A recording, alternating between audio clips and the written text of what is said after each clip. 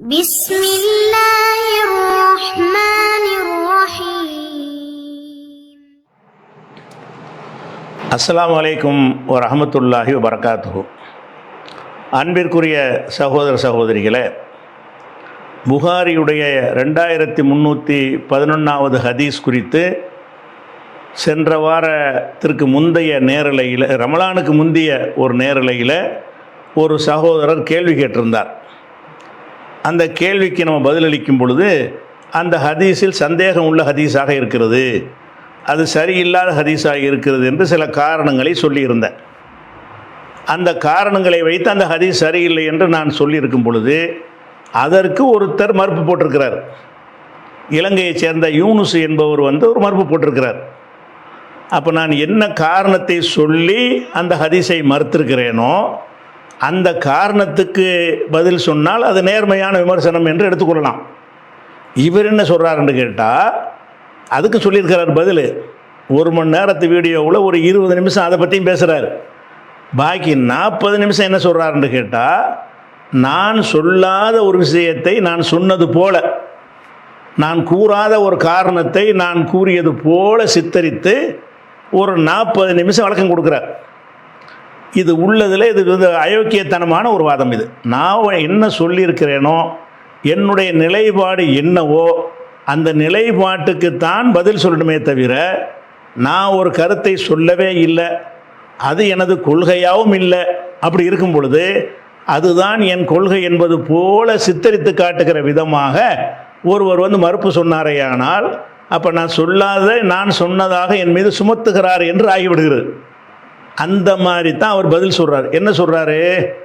கேள்வி என்ன, அந்த லைவில் கேட்ட கேள்வி என்னன்னு கேட்டால், ஆயத்துல் குர்சி ஓதுனா ராத்திரியில் ஓதிட்டு படுத்தா ஷைத்தானிடமிருந்து அல்லாஹ் பாதுகாப்பு தருவான் என்று அந்த ஹதீஸில் வருகிறது.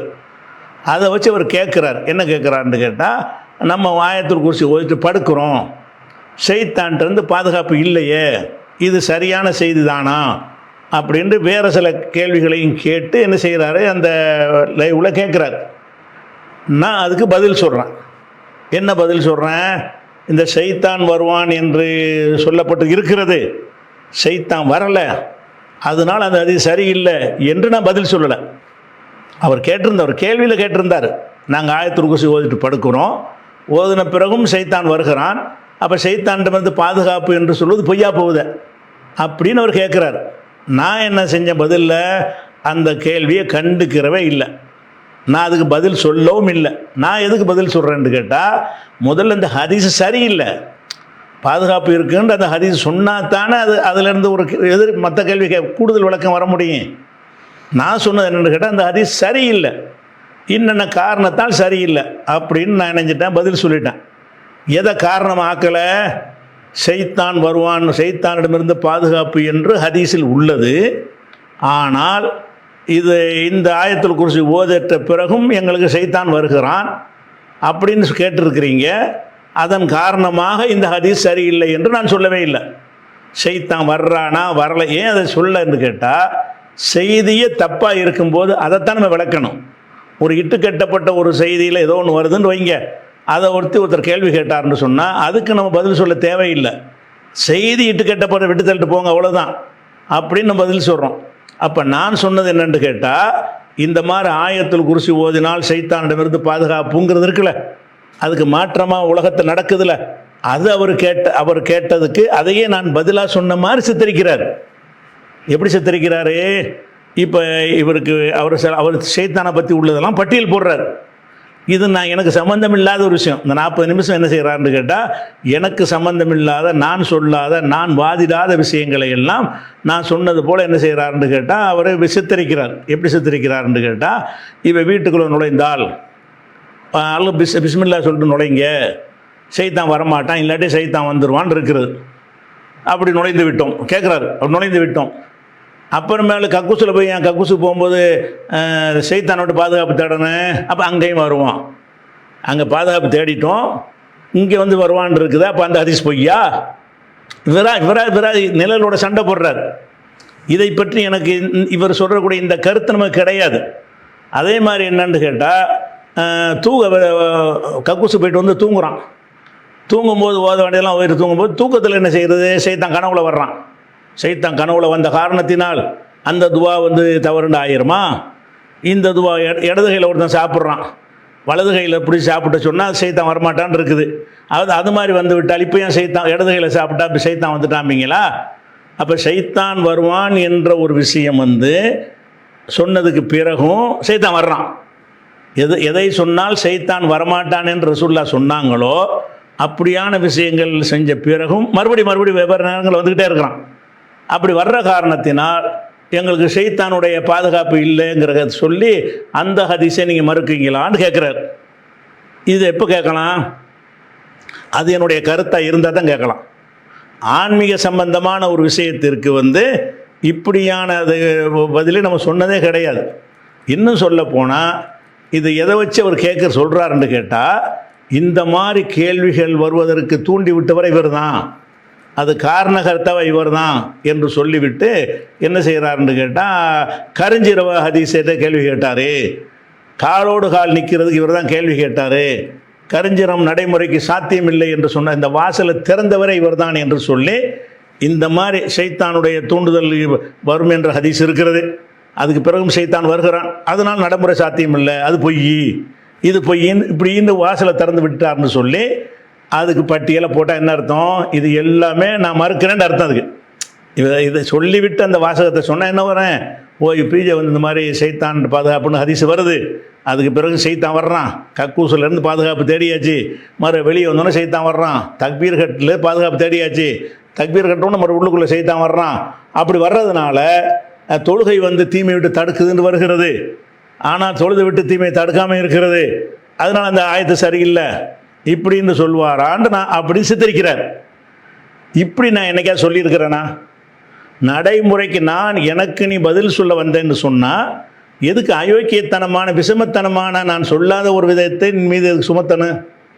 நான் என்ன சொல்லியிருக்கிறேன்னு கேட்டால், உலக விஷயம் மார்க்க ஆன்மீக விஷயம், உலக விஷயமாக ஒரு ஹதீஸ் சொல்லப்படும் என்று சொன்னால் அது நடைமுறைக்கு சாத்தியமாக இருக்கணும். ஆன்மீக சம்பந்தமாக ஒரு விஷயம் சொல்லப்படும் என்று சொன்னால் நடைமுறை பார்க்கக்கூடாது. ரசூலுல்லாஹ் சொன்னால் நம்பிட்டு போயிட வேண்டியதான். இதுதான் நம்முடைய நிலைப்பாடாக நம்ம வைத்துக்கிட்டு இருக்கிறோம்.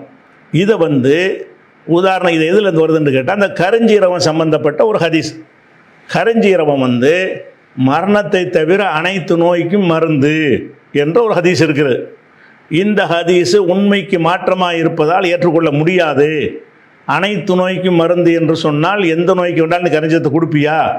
அப்போ மருந்து இவ்வளோ மருந்து இந்த உண்டாக படைச்சிருக்க வேண்டிய தேவையில்லைன்னு பல காரணங்களை சொல்லி, அல்லாஹ்வோட உண்மை பேசுகிறவன் யாரும் இல்லை எல்லாம் சொல்லி அதை வந்து நீ நிரூபித்து காட்டுவியா என்று நம்ம கேட்டோம். அப்போ அதுக்கு மறுப்பு சொன்னவங்க நம்மள்கிட்ட ஒரு எதிர் கேள்வி கேட்டாங்க. என்ன கேட்டாங்கன்னு கேட்டால், அல்ஹம்துலில்லாஹ் ஷிஃபா இருக்குன்னு வருகிறது. ஒரு வயிற்று வலிக்காரனை கூப்பிட்டு வச்சுக்கிட்டு அல்ஹம்து ஓதுன்னு சொல்கிறது, வயிற்று வலி போகலை, அதனால் அந்த ஹதீஸ் பொய்யின்பீங்களா?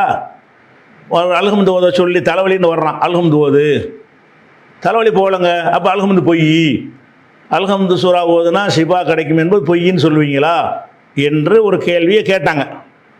அதுக்கு நான் வந்து பதில் என்ன சொன்னேன்னு கேட்டால், இந்த கரஞ்சீரவத்துக்கும் இதுக்கும் எந்த சம்பந்தமும் கிடையாது. ஏன்னு கேட்டால், கரஞ்சீரவம் என்பது வந்து அது உலகப் பொருள். கரஞ்சீரவம் வந்து திக்ரு தஸ்பீஹ் மாதிரி ஒரு ஆன்மீக விஷயம் கிடையாது. அது ஒரு மெட்டீரியல், கடையில் கிடைக்கக்கூடிய ஒரு சாமான். அது அல்ஹம்து ஓதுறது என்பது அது ஒரு உலகப் பொருள் கிடையாது. ஒரு பொருளில் ஒரு தன்மை உள்ளது. நான் ஆன்லைன் பேஜில் எழுதுனது அப்படி படிக்கிறேன். ஒரு பொருளில் ஒரு தன்மை உள்ளது என்று சொன்னால் அந்த பொருளை முஸ்லீம் சாப்பிட்டாலும் முஸ்லீம் அல்லாதவர் சாப்பிட்டாலும் அதில் உள்ள பயன் கிடைத்துவிடும். பேரிச்சம்பழத்தில் இரும்பு சத்து உள்ளது என்றால் அந்த சத்து கிடைப்பதற்கு இறையச்சம் விசுவாசம் இருக்க வேண்டிய அவசியமில்லை. ஆனால் அல்ஹம்து சூரா என்பது ஒரு உலகப் பொருள் அல்ல. அது பலனளிக்க வேண்டுமானால் அதை ஓதுபவரின் ஈமான், இறையச்சம், தூய எண்ணம் ஆகியவற்றின் அடிப்படையில் தான் பயனளிக்கும். எனவே இதை சோதித்து பார்க்கக்கூடாது, சவால் விடக்கூடாது. ஒருவர் அல்ஹம்து ஓதி அதனால் விஷம் இறங்காவிட்டால் அவரது ஈமானில் பலவீனம் காரணமாக பயனளிக்காமல் போய்விட்டது என்று கருத வேண்டும். அப்படி கருதும் போது அந்த ஹதீஸின் கருத்து பொய்யாகாது. ஆனால் இது வந்து கரிஞ்சிரவத்தை யார் சாப்பிட்டாலும் அதுக்குரிய பயன் கிடைக்காட்டது பொய்யின்றாயிருப்ப. கரிஞ்சிரவத்தை சாப்பிட்டு பார்த்து ரிசல்ட் கிடைக்கலன்னா பொய்யின்றலாம். அல்ஹம்து ஓதிட்டு அந்த ரிசல்ட் கிடைக்கலன்னா பொய்யுங்க முடியாது. ஏன்னா அல்ஹம்துங்கிறது ஆன்மீக சம்மந்தப்பட்ட விஷயம். அவனுடைய ஈமானு தக்குவா இஹ்லாஸை பொறுத்து என்ன செய்யும் அது பயன் தரும்னு சொல்லுவோம். இதெல்லாம் சொல்லி என்ன செய்யணும்னு கேட்டால், அல்ஹம்து சூராவை ஓதுவதை லேபில் சோதித்து பார்க்க முடியாது.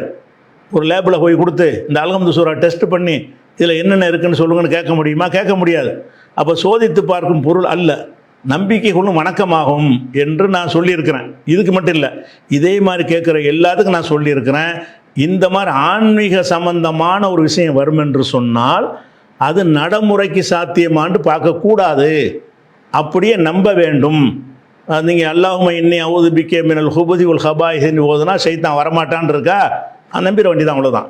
அதில் போயிட்டு என்ன செய்யக்கூடாது, டெஸ்ட் பண்ணி காட்டக்கூட கேட்கக்கூடாது. இது என்னுடைய நிலைப்பாடு என்று, இதுதான் என்னுடைய கொள்கை என்று இதுக்கு பதில் சொல்லும்போது ஆன்லைன் பேஜில் சொல்லியிருக்கிறேன், நேரலையில் சொல்லியிருக்கிறேன், பல சந்தர்ப்பங்களில் சொல்லியிருக்கிறேன். அப்படி இருக்கும்போது இவர் என்ன செய்கிறாருன்னு கேட்டால், என் நிலைக்கு மாற்றமான ஒரு விஷயத்தை என் மீது சுமத்தி அவர் சொல்கிறார்.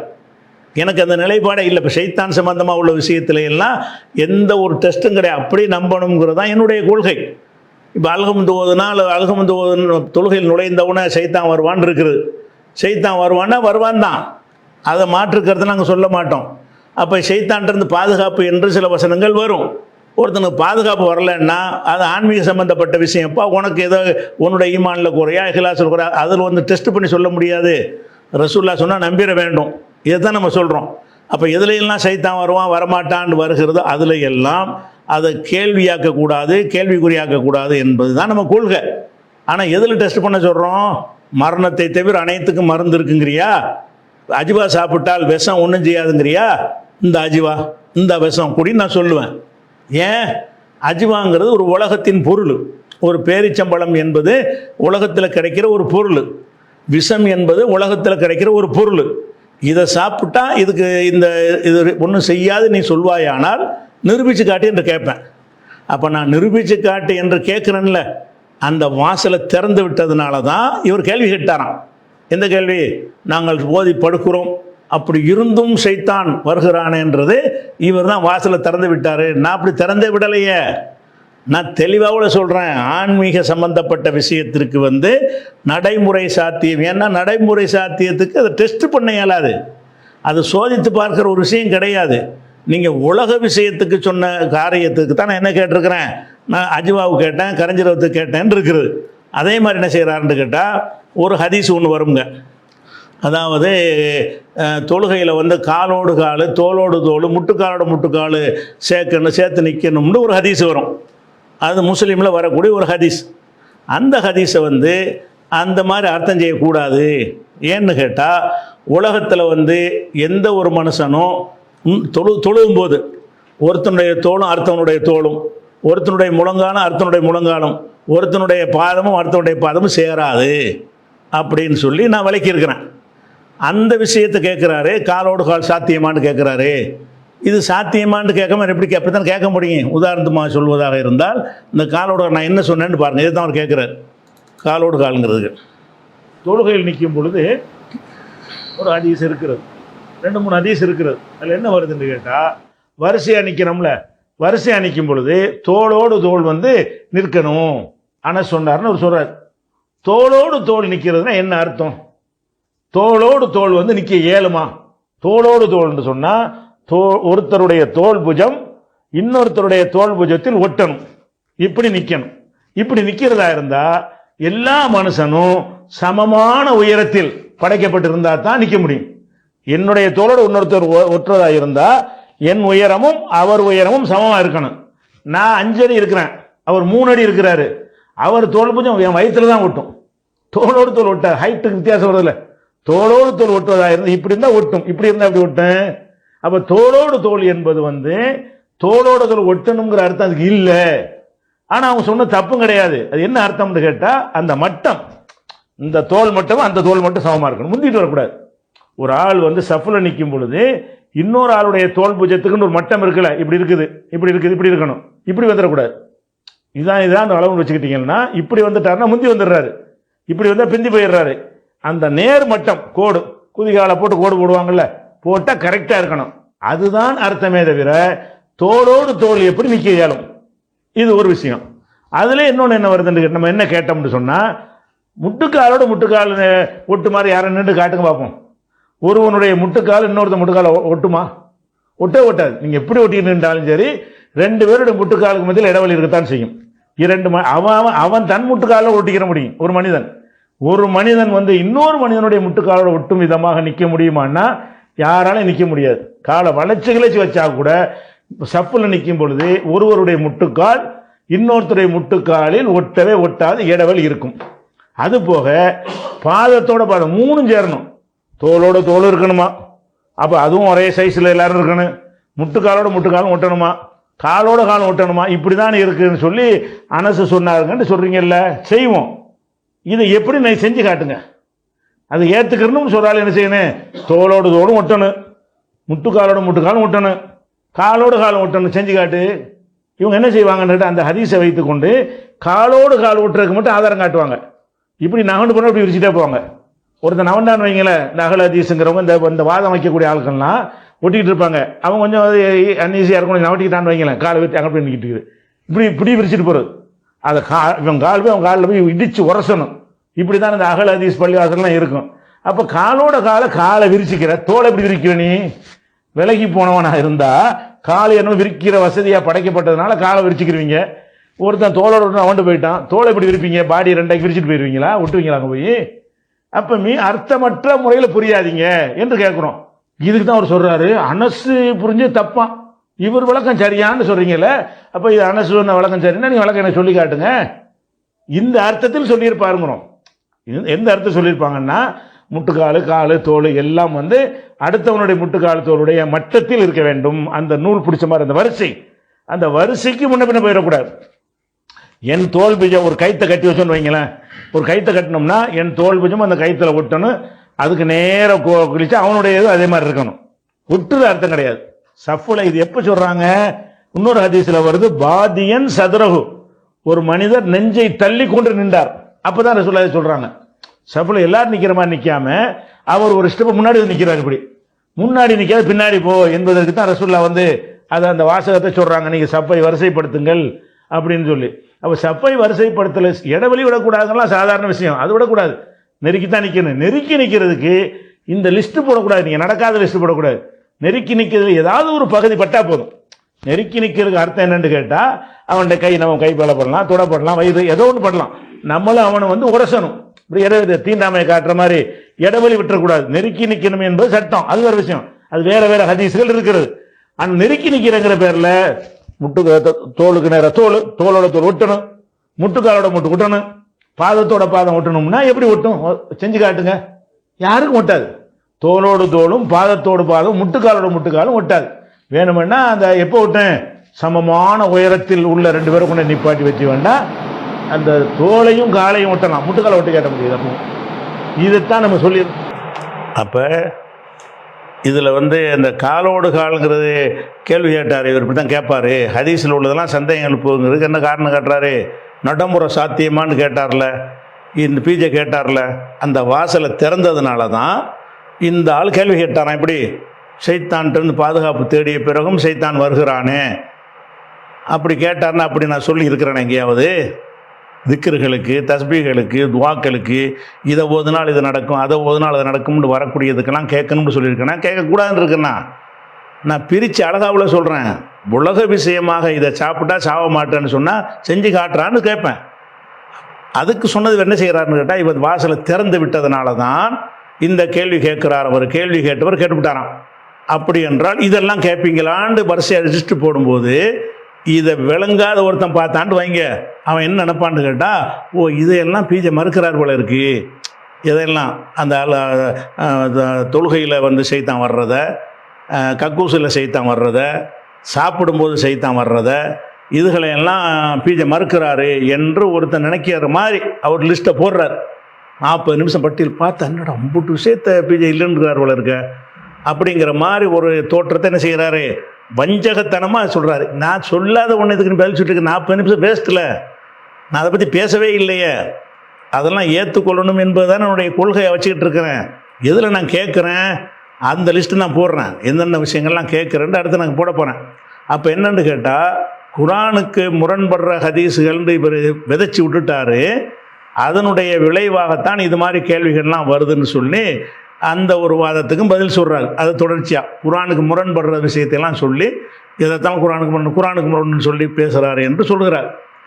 அதையும் சொல்லிட்டு வந்துடுறார். 2 விஷயம் சொல்லப்போ, ஒன்று என்னென்னு கேட்டால், இந்த ஷைத்தான் சம்பந்தமாக உள்ள விஷயத்தை நான் பதிலில் சொல்லவே இல்லை.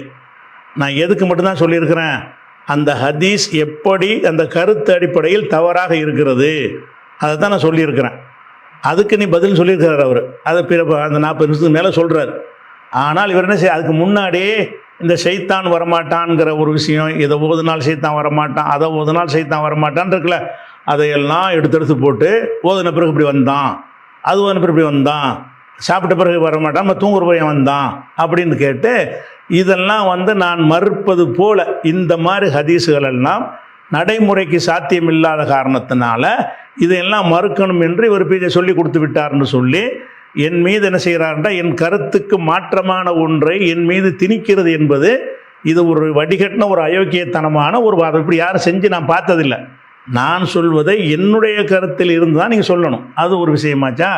அதே மாதிரி இந்த காலோடு காலுங்கிறது விலைக்கு சொன்னோம்ல, காலோடு கால், முட்டுக்காலோட முட்டுக்கால், இப்போ பாதத்தோட பாதம் சேர்ந்து நிற்க ஏழ்மை ஒருத்தன், அவ்வளோ விளக்கம் இந்த வீடியோவில் பார்த்தீங்க. நின்று காட்டுன்னு நான் கேட்குறேன். ஏன்னு கேட்டால், கால், தோல், முட்டுக்கால்லாம் ஒரு உறுப்புகள், மெட்டீரியல். அதெல்லாம் தோளோடு தோல் நிற்கிறது என்பது ஆன்மீகம் கிடையாது. இந்த தோளோடு தோல் நிற்கிற எல்லா மனுஷன் சமமாக இருந்தால் தான் நிற்க முடியும். முட்டுக்காலோட முட்டுக்கால் ஓட்டி நிற்க முடியாது. அதனுடைய அர்த்தம் வேறு என்ன சொல்லியிருக்கிறேன். அப்போ இந்த கேள்வியை கேட்டதுனால ஷைத்தானை பற்றி இப்படி கேள்வி கேட்டு விட்டார்கள்னு அவர் என்ன செய்கிறாரு சொல்கிறார். அப்படி கேட்க மாட்டாங்க. என்னுடைய ஆய்வுகளை பார்த்தவர்கள் கேட்க மாட்டாங்க. எதில் அதை கேட்கணும், எதில் அதை கேட்கக்கூடாது என்று நம்ம தெளிவாக சொல்லிட்டோம். அப்போ என்ன செய்கிறாரு, இது ஒரு விஷயம் சொல்கிறாரா. அடுத்து என்னென்னு கேட்டால், குரானுடைய முரண்படும் ஆயத்துல் குர்சிக்கு விளக்கம் சொல்கிறத விட எதிர் முக்கியத்துவம் கொடுக்குறாருன்னு கேட்டால், அதாவது ஹதீஸுகளை மறுக்கணும் என்பதற்குத்தான் இவர் என்ன செய்கிறாரு, இந்த விஷயங்களில் முக்கியத்துவம் கொடுக்குறார் என்று சொல்கிறார். அதனால் அதையும் சொல்லிவிட்டு அந்த ஆயத்துல் குர்சிக்கு சொன்னதை பார்ப்போம். இப்போ என்னென்னு கேட்டால், சில ஹதீஸுகளில் நம்ம அந்த திக்ரு தஸ்பி இந்த மாதிரி ஹதீஸ் இருக்குல்ல, அது மாதிரி உள்ள விஷயத்தை இந்த இப்லீஸ் விஷயம் இருக்குல்ல, அந்த ஆயத்துல் குர்சி விஷயம், அந்த மாதிரி விஷயத்துக்கு ஒரு மழுப்புற மாதிரி ஒரு பதில் ஒரு சொல்ல முடியும். ஆனால் நான் சில ஹதீஸில் இப்போ கேட்குறேன், இதுக்கெல்லாம் நீங்கள் நேர்மையாளராக இருந்தீங்கன்னு சொன்னால் ஒவ்வொரு ஹதீஸை எடுத்துக்கொள்ளணும். நாங்கள் குரானுக்கு முரண்படுற ஹதீஸை மறுக்கிறாங்க, பயங்கரமான அதில் ஒரு விஷயம் இருக்கிறது, அதில் ஒரு அர்த்தம் இருக்கிறது, ஆயத்துல் குர்சிக்கு ஒரு அர்த்தம் இருக்கிற மாதிரி எல்லாத்துக்கும் ஒரு அர்த்தம் இருக்கு, இவர் பாட்டுக்கு போகிற போக்கில் மறுத்துடுறாரு என்று அதை சொல்வது அந்த நோக்கமாகவும் இருக்கிறது. அப்படி நீங்கள் சொல்வீர்களே. ஆனால் நான் சில ஹதீஸுகளை சொல்கிறோம், வரிசையை எடுத்துக்கிறோம். சுமார் 30 ஹதீஸ் நான் உங்களுக்கு உதாரணத்துக்கு படிக்க போகிறேன். இந்த 30 ஹதீஸையும் வரிசை கிரமமாக ஒவ்வொரு ஹதீஸாக எடுத்துக்கொண்டு நீங்கள் வாதிக்கணும். ஒரு ஹதீஸை வைத்து என்ன செய்யணும், முதல் ஹதீஸ் இது சரியில்லைன்னு நான் சொல்கிறேன்ல, அது சரிதானே நீங்கள் வாதிக்கணும். நான் அதுக்கு வாதிப்பேன். வாதித்த பிறகு அதை ஒன்றை முடிச்சு 2வது ஹதீஸுக்கு போகணும். அப்போ ஹதீஸில் என்ன மாதிரியெல்லாம் ஹதீஸுகள் இருக்கிறது, அதுக்கெல்லாம் உங்களுடைய அந்த ஆயத்துல் குர்சிக்கு சொன்ன மழுப்பெல்லாம் அதுக்கு வராது. எந்த ஒரு மூளை உள்ளவனாலும் ஏற்றுக்கொள்ள முடியாத ஒரு ஹதீஸுகள்லாம் இருக்கிறது, சரியான சனது உள்ளதாக இருக்கிறது. உதாரணமாக சொல்வதாக இருந்தால் அந்த ஹதீஸ் பட்டியலை பார்த்துட்டு இந்த விஷயத்துக்கு வருவோம். புகாரில் 5255வது ஹதீஸ். என்ன ஹதீஸ்னா, ரசூல் ஸல்லல்லாஹு அலைஹி வஸல்லம் என்ன செய்கிறாங்கன்னு கேட்டால் சொன்னாங்களாம், பொய் அனூது பில்லா, இதை இட்டு கட்டியவன் மீது அல்லாஹ்வுடைய சாபம் உண்டாகட்டுமாக சொல்லி புகாரில் தான் இருக்குது. கண்டிப்பாக இது இட்டு கட்டப்பட்ட செய்தி தான். நீ இதுக்கு நியாயப்படுத்தி பதில் சொல்லணும். எனக்கு இந்த ஆயத்துக்கு சொன்னீங்கள, குர்ஆன் ஹதீஸ் வேணாம்னு சொல்வதற்காக இவர் என்னவெல்லாம் செய்கிறாருன்னு சொல்கிறீங்கள, அப்போ என்ன, இப்போ இதுக்கெல்லாம் நீ பதில் சொல்கிற ஒரு நிலைமையை உண்டாக்கணுமா இல்லையா? அதுக்காக தான் இந்த கேள்வி கேட்குறேன். ரசூல் என்ன செஞ்சாங்கன்னு கேட்டால், எங்களோட ஒரு தோட்டத்துக்கு வந்தாங்க, அவங்களோட போனோம் என்ன செய்தாங்கன்னு கேட்டால், ரசூல்லா ஒரு இடத்துல இங்கே இருந்துக்கிறங்கன்னு சொல்லி இன்னொரு குடிசை அங்கே இருக்குது, அங்கே போகிறாங்க. அந்த குடிசையில் அந்த ஜுவைனியான்னு ஒரு பொண்ணை கொண்டாந்து வச்சுருக்கிறாங்க. இவங்களை சகாபாக்களை வச்சுப்பிட்டு ஒரு பொம்பளையை கொண்டாந்து கடத்தி கொண்டாந்து வச்சுருக்கிறாங்க. அந்த பொம்பளையை பார்க்கறதுக்கு ரசூல்லா என்ன செஞ்சாங்க, போனாங்க. அந்த பொம்பளை பேர் உமைமாண்டு ஒரு பேர். அப்போ உள்ளே போன என்ன செய்கிறாங்கன்னு கேட்டால், ரசூல்லா கேட்குறாங்க, உன்னை எனக்கு கொடு, உன்னை எனக்கு தர வேண்டும்னு கேட்குறாங்க. அப்போ அந்த பொம்பளை சொல்கிறாங்கன்னா, ஒரு ராணி ஒரு இந்த மாதிரி ஆடு மேய்க்கிறவனுக்கு தன்னை தருவாளா? நீ ஒரு ஆடு மேய்க்கிற ஆள், நான் ஒரு ராணி அப்படின்னு சொன்னாராம். அப்போ என்ன செய்யணும்னா கையை கொண்டே அந்த பொண்ணை பிடிக்க போனாங்களாம். அல்லா விட்டு உன் இடத்துல பாதுகாப்பு தேடுறேன்னு இந்த பொம்பளை சொன்னிச்சான். உடனே நீ பெரிய இடத்துல பாதுகாப்பு தேடிட்டேன்னு சொல்லி விட்டுட்டு ரசூல்லா வந்துட்டாங்க என்று ஹதீஸ். அப்போ ரசூல்லா என்ன செய்கிறாங்கன்னு கேட்டால், ஒரு பொண்ணை கடத்திக்கிட்டு வந்து ஒரு இடத்துல வைக்க சொல்லிட்டாங்க. சஹாபாக்களை கூட்டிகிட்டு போய் நீங்கள் தனியாக இங்கே இருந்துக்கிறங்க அப்படின்னு சொல்லி அந்த கடத்தி கொண்டாந்து வச்சுருக்கிறாங்கல்ல, அந்த இடத்துக்கு கூட்டிகிட்டு போகிறாங்க. அந்த இடத்துக்கு ரசூல்லா போகிறாங்க. போய் அந்த பொண்ணை எனக்கு கொடுன்னு கேட்குறாங்க. உன்னை எனக்கு தந்து விடு. அந்த பொண்ணு என்ன சொல்கிறானா, நீ வந்து ஆடு மேய்க்கிறமா, நான் வந்துக்கிட்டு ராணி, அப்போ ராணி விட்டு ஆளை கடத்திட்டு வந்திருக்காங்கன்னு வழங்குது. அப்போ வந்து நான் எப்படி தருவேன் அப்படின்னோடனே இந்த உரையாடலாம் நடக்குது. அப்போ வந்து என்ன செய்கிறாங்க, ரசூல்லா பிடிக்க போகும்போது அல்லாட்டை விட்டு பாதுகாப்பு தரேன்னொடனே ரசூல்லா கை எடுத்துட்டாங்கன்னு வருது.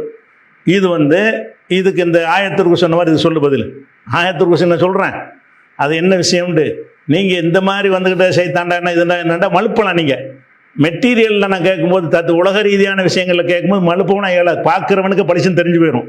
நீ சரியான ஒரு ஆளாக இருந்தால் இந்த ஹதீஸ் குரானுக்கு முரண்பட்டாலும் ஏற்றுக்கணும்ல. அறிவிப்பாளர் சரியாக இருந்தால் சரிதானே. இது புகாரில் தானே இருக்குது. இந்த சம்பவம் சரிங்கிறியா? ரசூலுல்லாஹ் பொம்பளை கடத்திட்டு சொன்னாங்களா? பிராக்கெட்டில் கல்யாணம் செய்து கொண்ட நோக்கத்தில் சேர்த்துருக்குறாங்க மொழிபெயர்ப்பில்.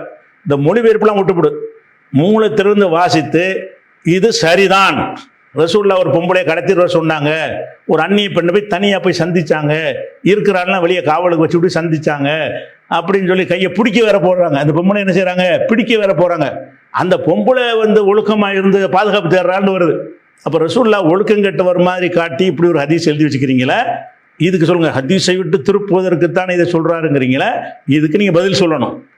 அதே மாதிரி வந்து உம்மு ஹராம்ங்கிறவங்க வீட்டுக்கு ரசூலுல்லாஹ் போவாங்க, அடிக்கடி போவாங்க. போய் என்ன செய்வாங்கன்னா அங்கே போய் படுத்துக்கிடுவாங்க. தலையில் அந்த அம்மா வந்து பேன் பார்ப்பாங்க. உம்மு ஹராம்ங்கிற ரசூலுல்லாஹ்வுக்கு வந்து எந்த ஒரு இரத்த சம்பந்தமான உறவு கிடையாது, மகரமான உறவு கிடையாது. அப்படி இருக்கும்போது உம்மு ஹராம்ங்கிற வீட்டுக்கு போய் அங்கே படுத்து கிடப்பாங்க, அங்கே தலையில் பேன் பார்ப்பாங்கன்னு சொல்லி புகாரில் 7001வது ஹதீஸில் இருக்கிறது. அதே புகாரில் வந்து 2878 ஹதீஸில் என்ன செய்கிறதுன்னு கேட்டால், ஃபத்தக இந்த அவரிடத்துல சாய்ந்து கொள்வார்கள், அந்த பெண்ணிடத்தில் போய் சாய்ந்து கொள்வார்கள்னு இதே விஷயம் இருக்கிறது. முஸ்லீமில் என்ன வருதுன்னு கேட்டால், இப்போ வல்லா ரசகு இந்த தலையை அவர்கிட்ட கொண்டு வைப்பார்கள், மடியில் வைப்பார்கள் அர்த்தம் அதுக்கு அப்படின்னு இப்னு ஹஜர் விளக்கம் போட்டிருக்கிறார். அதே மாதிரி வந்து ரசூல் ஸல்லல்லாஹு அலைஹி வஸல்லம் அவர்கள் எனக்கு நெருக்கத்தில் வந்து என்னிடத்தில் வந்து ரசூலுல்லாஹ் தூங்குவார்கள், எனக்கு பக்கத்தில் ரசூலுல்லாஹ் தூங்குவார்கள் என்று அந்த அம்மா சொன்னதாக இருக்கிறது. இதுவும் முஸ்லீமில் இருக்கிறது. இப்படி ஒரு சம்பவம் ரசூலுல்லாஹ்வை இட்டுக்கட்டி, உங்களுக்கு அறிவிப்பாளர் கரெக்டு, நீங்கள் இந்த அறிவிப்பாளர் சரியாக இருந்தால் போதுமே, கரெக்டாக நாளுக்கு செஞ்சுட்டாங்க, ரசூலுல்லாஹ் உங்களுக்கு பெருசு கிடையாதுல்ல. அறிவிப்பாளர் சொல்லியிருக்குமே, அப்புறம் இப்படி அறிவிப்பாளர் நல்லாள் தானே. அப்போ ரசூலுல்லாஹ் வந்து நல்லாள் இல்லை, ரசூலுல்லாஹ் நல்லாள் இல்லைன்னு காட்டுதா இல்லையா இந்த ஹதீஸு? இந்த ஹதீஸ் என்ன காட்டுது?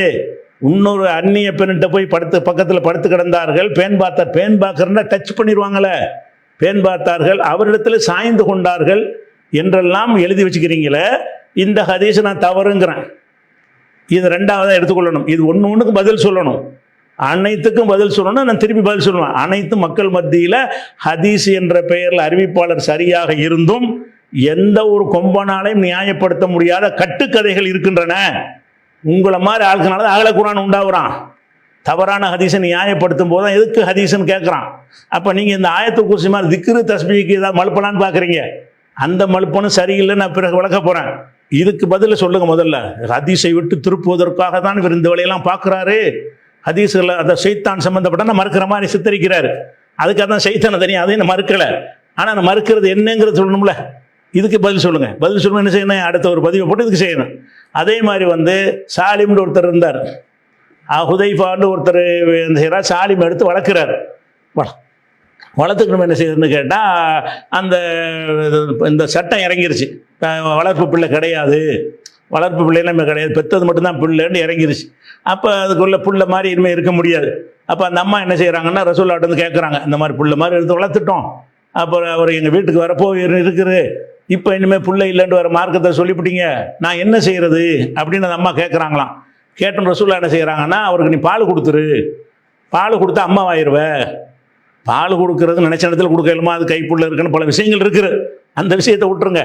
ஒரு பெண்ணிடத்தில் அந்நிய பெண்கிட்ட போய் பால் குடின்னு ரசூலுல்லாஹ் சொல்லுவாங்களா? அதுவும் எப்போ இவர் என்ன மாதிரி ஆள், அந்த அம்மா கேட்குது அன்னஹு ரஜுலுன் கபீருன், பெரிய ஆளாக இருக்கிறாரு அப்படின்னு கேட்குறாரு. ரசூல்லா சொல்கிறாங்க கது அலிம்து அன்னஹு ரஜுலுன் கபீர், ஆமாம் பெரிய ஆள் எனக்கு தெரியும், பெரிய ஆளாக இருக்கிறாராம், பெரிய ஆளாக இருந்துக்கிட்டு இது செஞ்சாங்கன்னு சொல்லிட்டு இதை சொல்லும்போது ரசூல்லா ஃபல்லாஹி சிரிச்சுக்கிட்டு சொன்னாங்களாம், அது பெரிய ஆள் எனக்கு தெரியும். ஒரு இளைஞனை போய் ஒரு அம்மாட்ட பால் குடிக்க சொன்னால் தாயாயிருவார்னு சொல்கிறீங்க, இது உங்கள் சட்டத்திலே அப்படி உங்கள் ஃபத்வா அப்படி கொடுப்பீங்களா? அப்படி ரசூல்லா அப்படி சொல்லி இருப்பாங்களே யாருக்காச்சும்?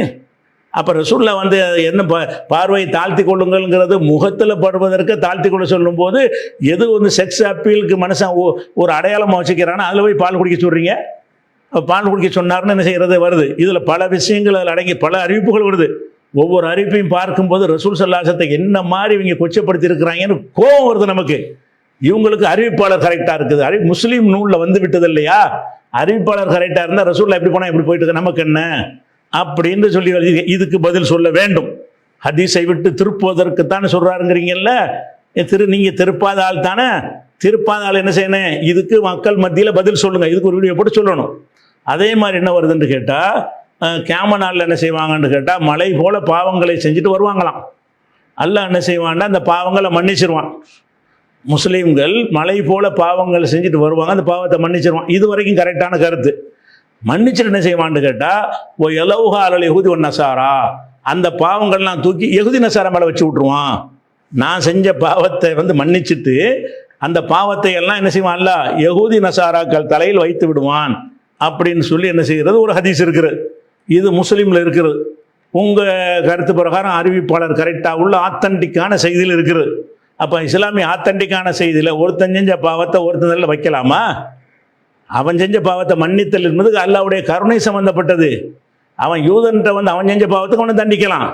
முஸ்லீம் செஞ்ச எல்லா பாவத்தையும் யூதன் தலையில் வைப்பாங்கிறது இதுதான் அல்ல ஆதில்ங்கிற நீதியாளனா, இது நீதியாளன் என்பதற்குரிய அடையாளமாக இருக்குதா, தவறானதாக இருக்குதா? அதே மாதிரி வந்து ரசூல் ஸல்லல்லாஹு அலைஹி வஸல்லம் ஒரு ஆம்பளை பிள்ளை எல்லாம் கொடுத்தா நம்ம எல்லாரும் தெரிஞ்சு வச்சுருக்கிறோம். மாரியா கிபித்தியா அவங்க மூலமாக இப்ராஹிம்ங்கிற ஒரு ஆம்பளை பிள்ளை எல்லாம் கொடுத்தான். அதை பற்றி என்ன வருதுன்னு கேட்டால் அந்த மாரியா கிபித்தியாவையும் ஒரு ஆம்பளையும் கோர்த்து ஒரு அவதூறு பரப்புகிறாங்க, ஒரு செய்தி பரப்புகிறாங்க. அந்த மாரியாங்கிறது இந்த ஒரு நபரோட தொடர்பில் இருக்கிறார் என்று ஒரு செய்தி பரவுது. உடனே ரசூல் என்ன செய்கிறாங்களாம், வந்து அலியை கூப்பிட்றாங்களா, அலியே ஒரு ஆளோட தொடர்பு படுத்தி இந்த மாரியாவை பற்றி பேசுகிறாங்க, நீ அந்த அளவு கொண்டுட்டு வந்துரு. விசாரணையெல்லாம் நடத்தலை, கேள்வியெல்லாம் கேட்கல. இந்த மாரியாவோட ஒரு ஆளை சம்பந்தப்படுத்தி பேசினா அவனை போய் கொள்ளுனா கூட ஒரு அர்த்தம் வச்சுக்கலாம், அவதூறு பண்ணாண்டு அது கூட கொல்ல முடியாது, 80 அடி தான் கொடுக்கலாம். இதில் என்ன வருதுன்னு கேட்டால் மாரியாவோடு ஒருத்தனை தொடர்படுத்தி சொல்கிறார்கள், நீ போய் அவனை முடிச்சுட்டு வா, அவன் கழுத்தை அறுத்துட்டு வா அப்படிங்கிறாங்க. அவர் வந்து பார்த்தா குளத்துலேருந்து குளிச்சுட்டு அவன் வெளியே வர்றான். அந்த ஆள் வந்தால் கொல்லத்துக்கு போகிறார். ரசூல்லா சொல்லிட்டா கொல்லணுமா இல்லையா, கொல்ல போகிறாங்களாம்.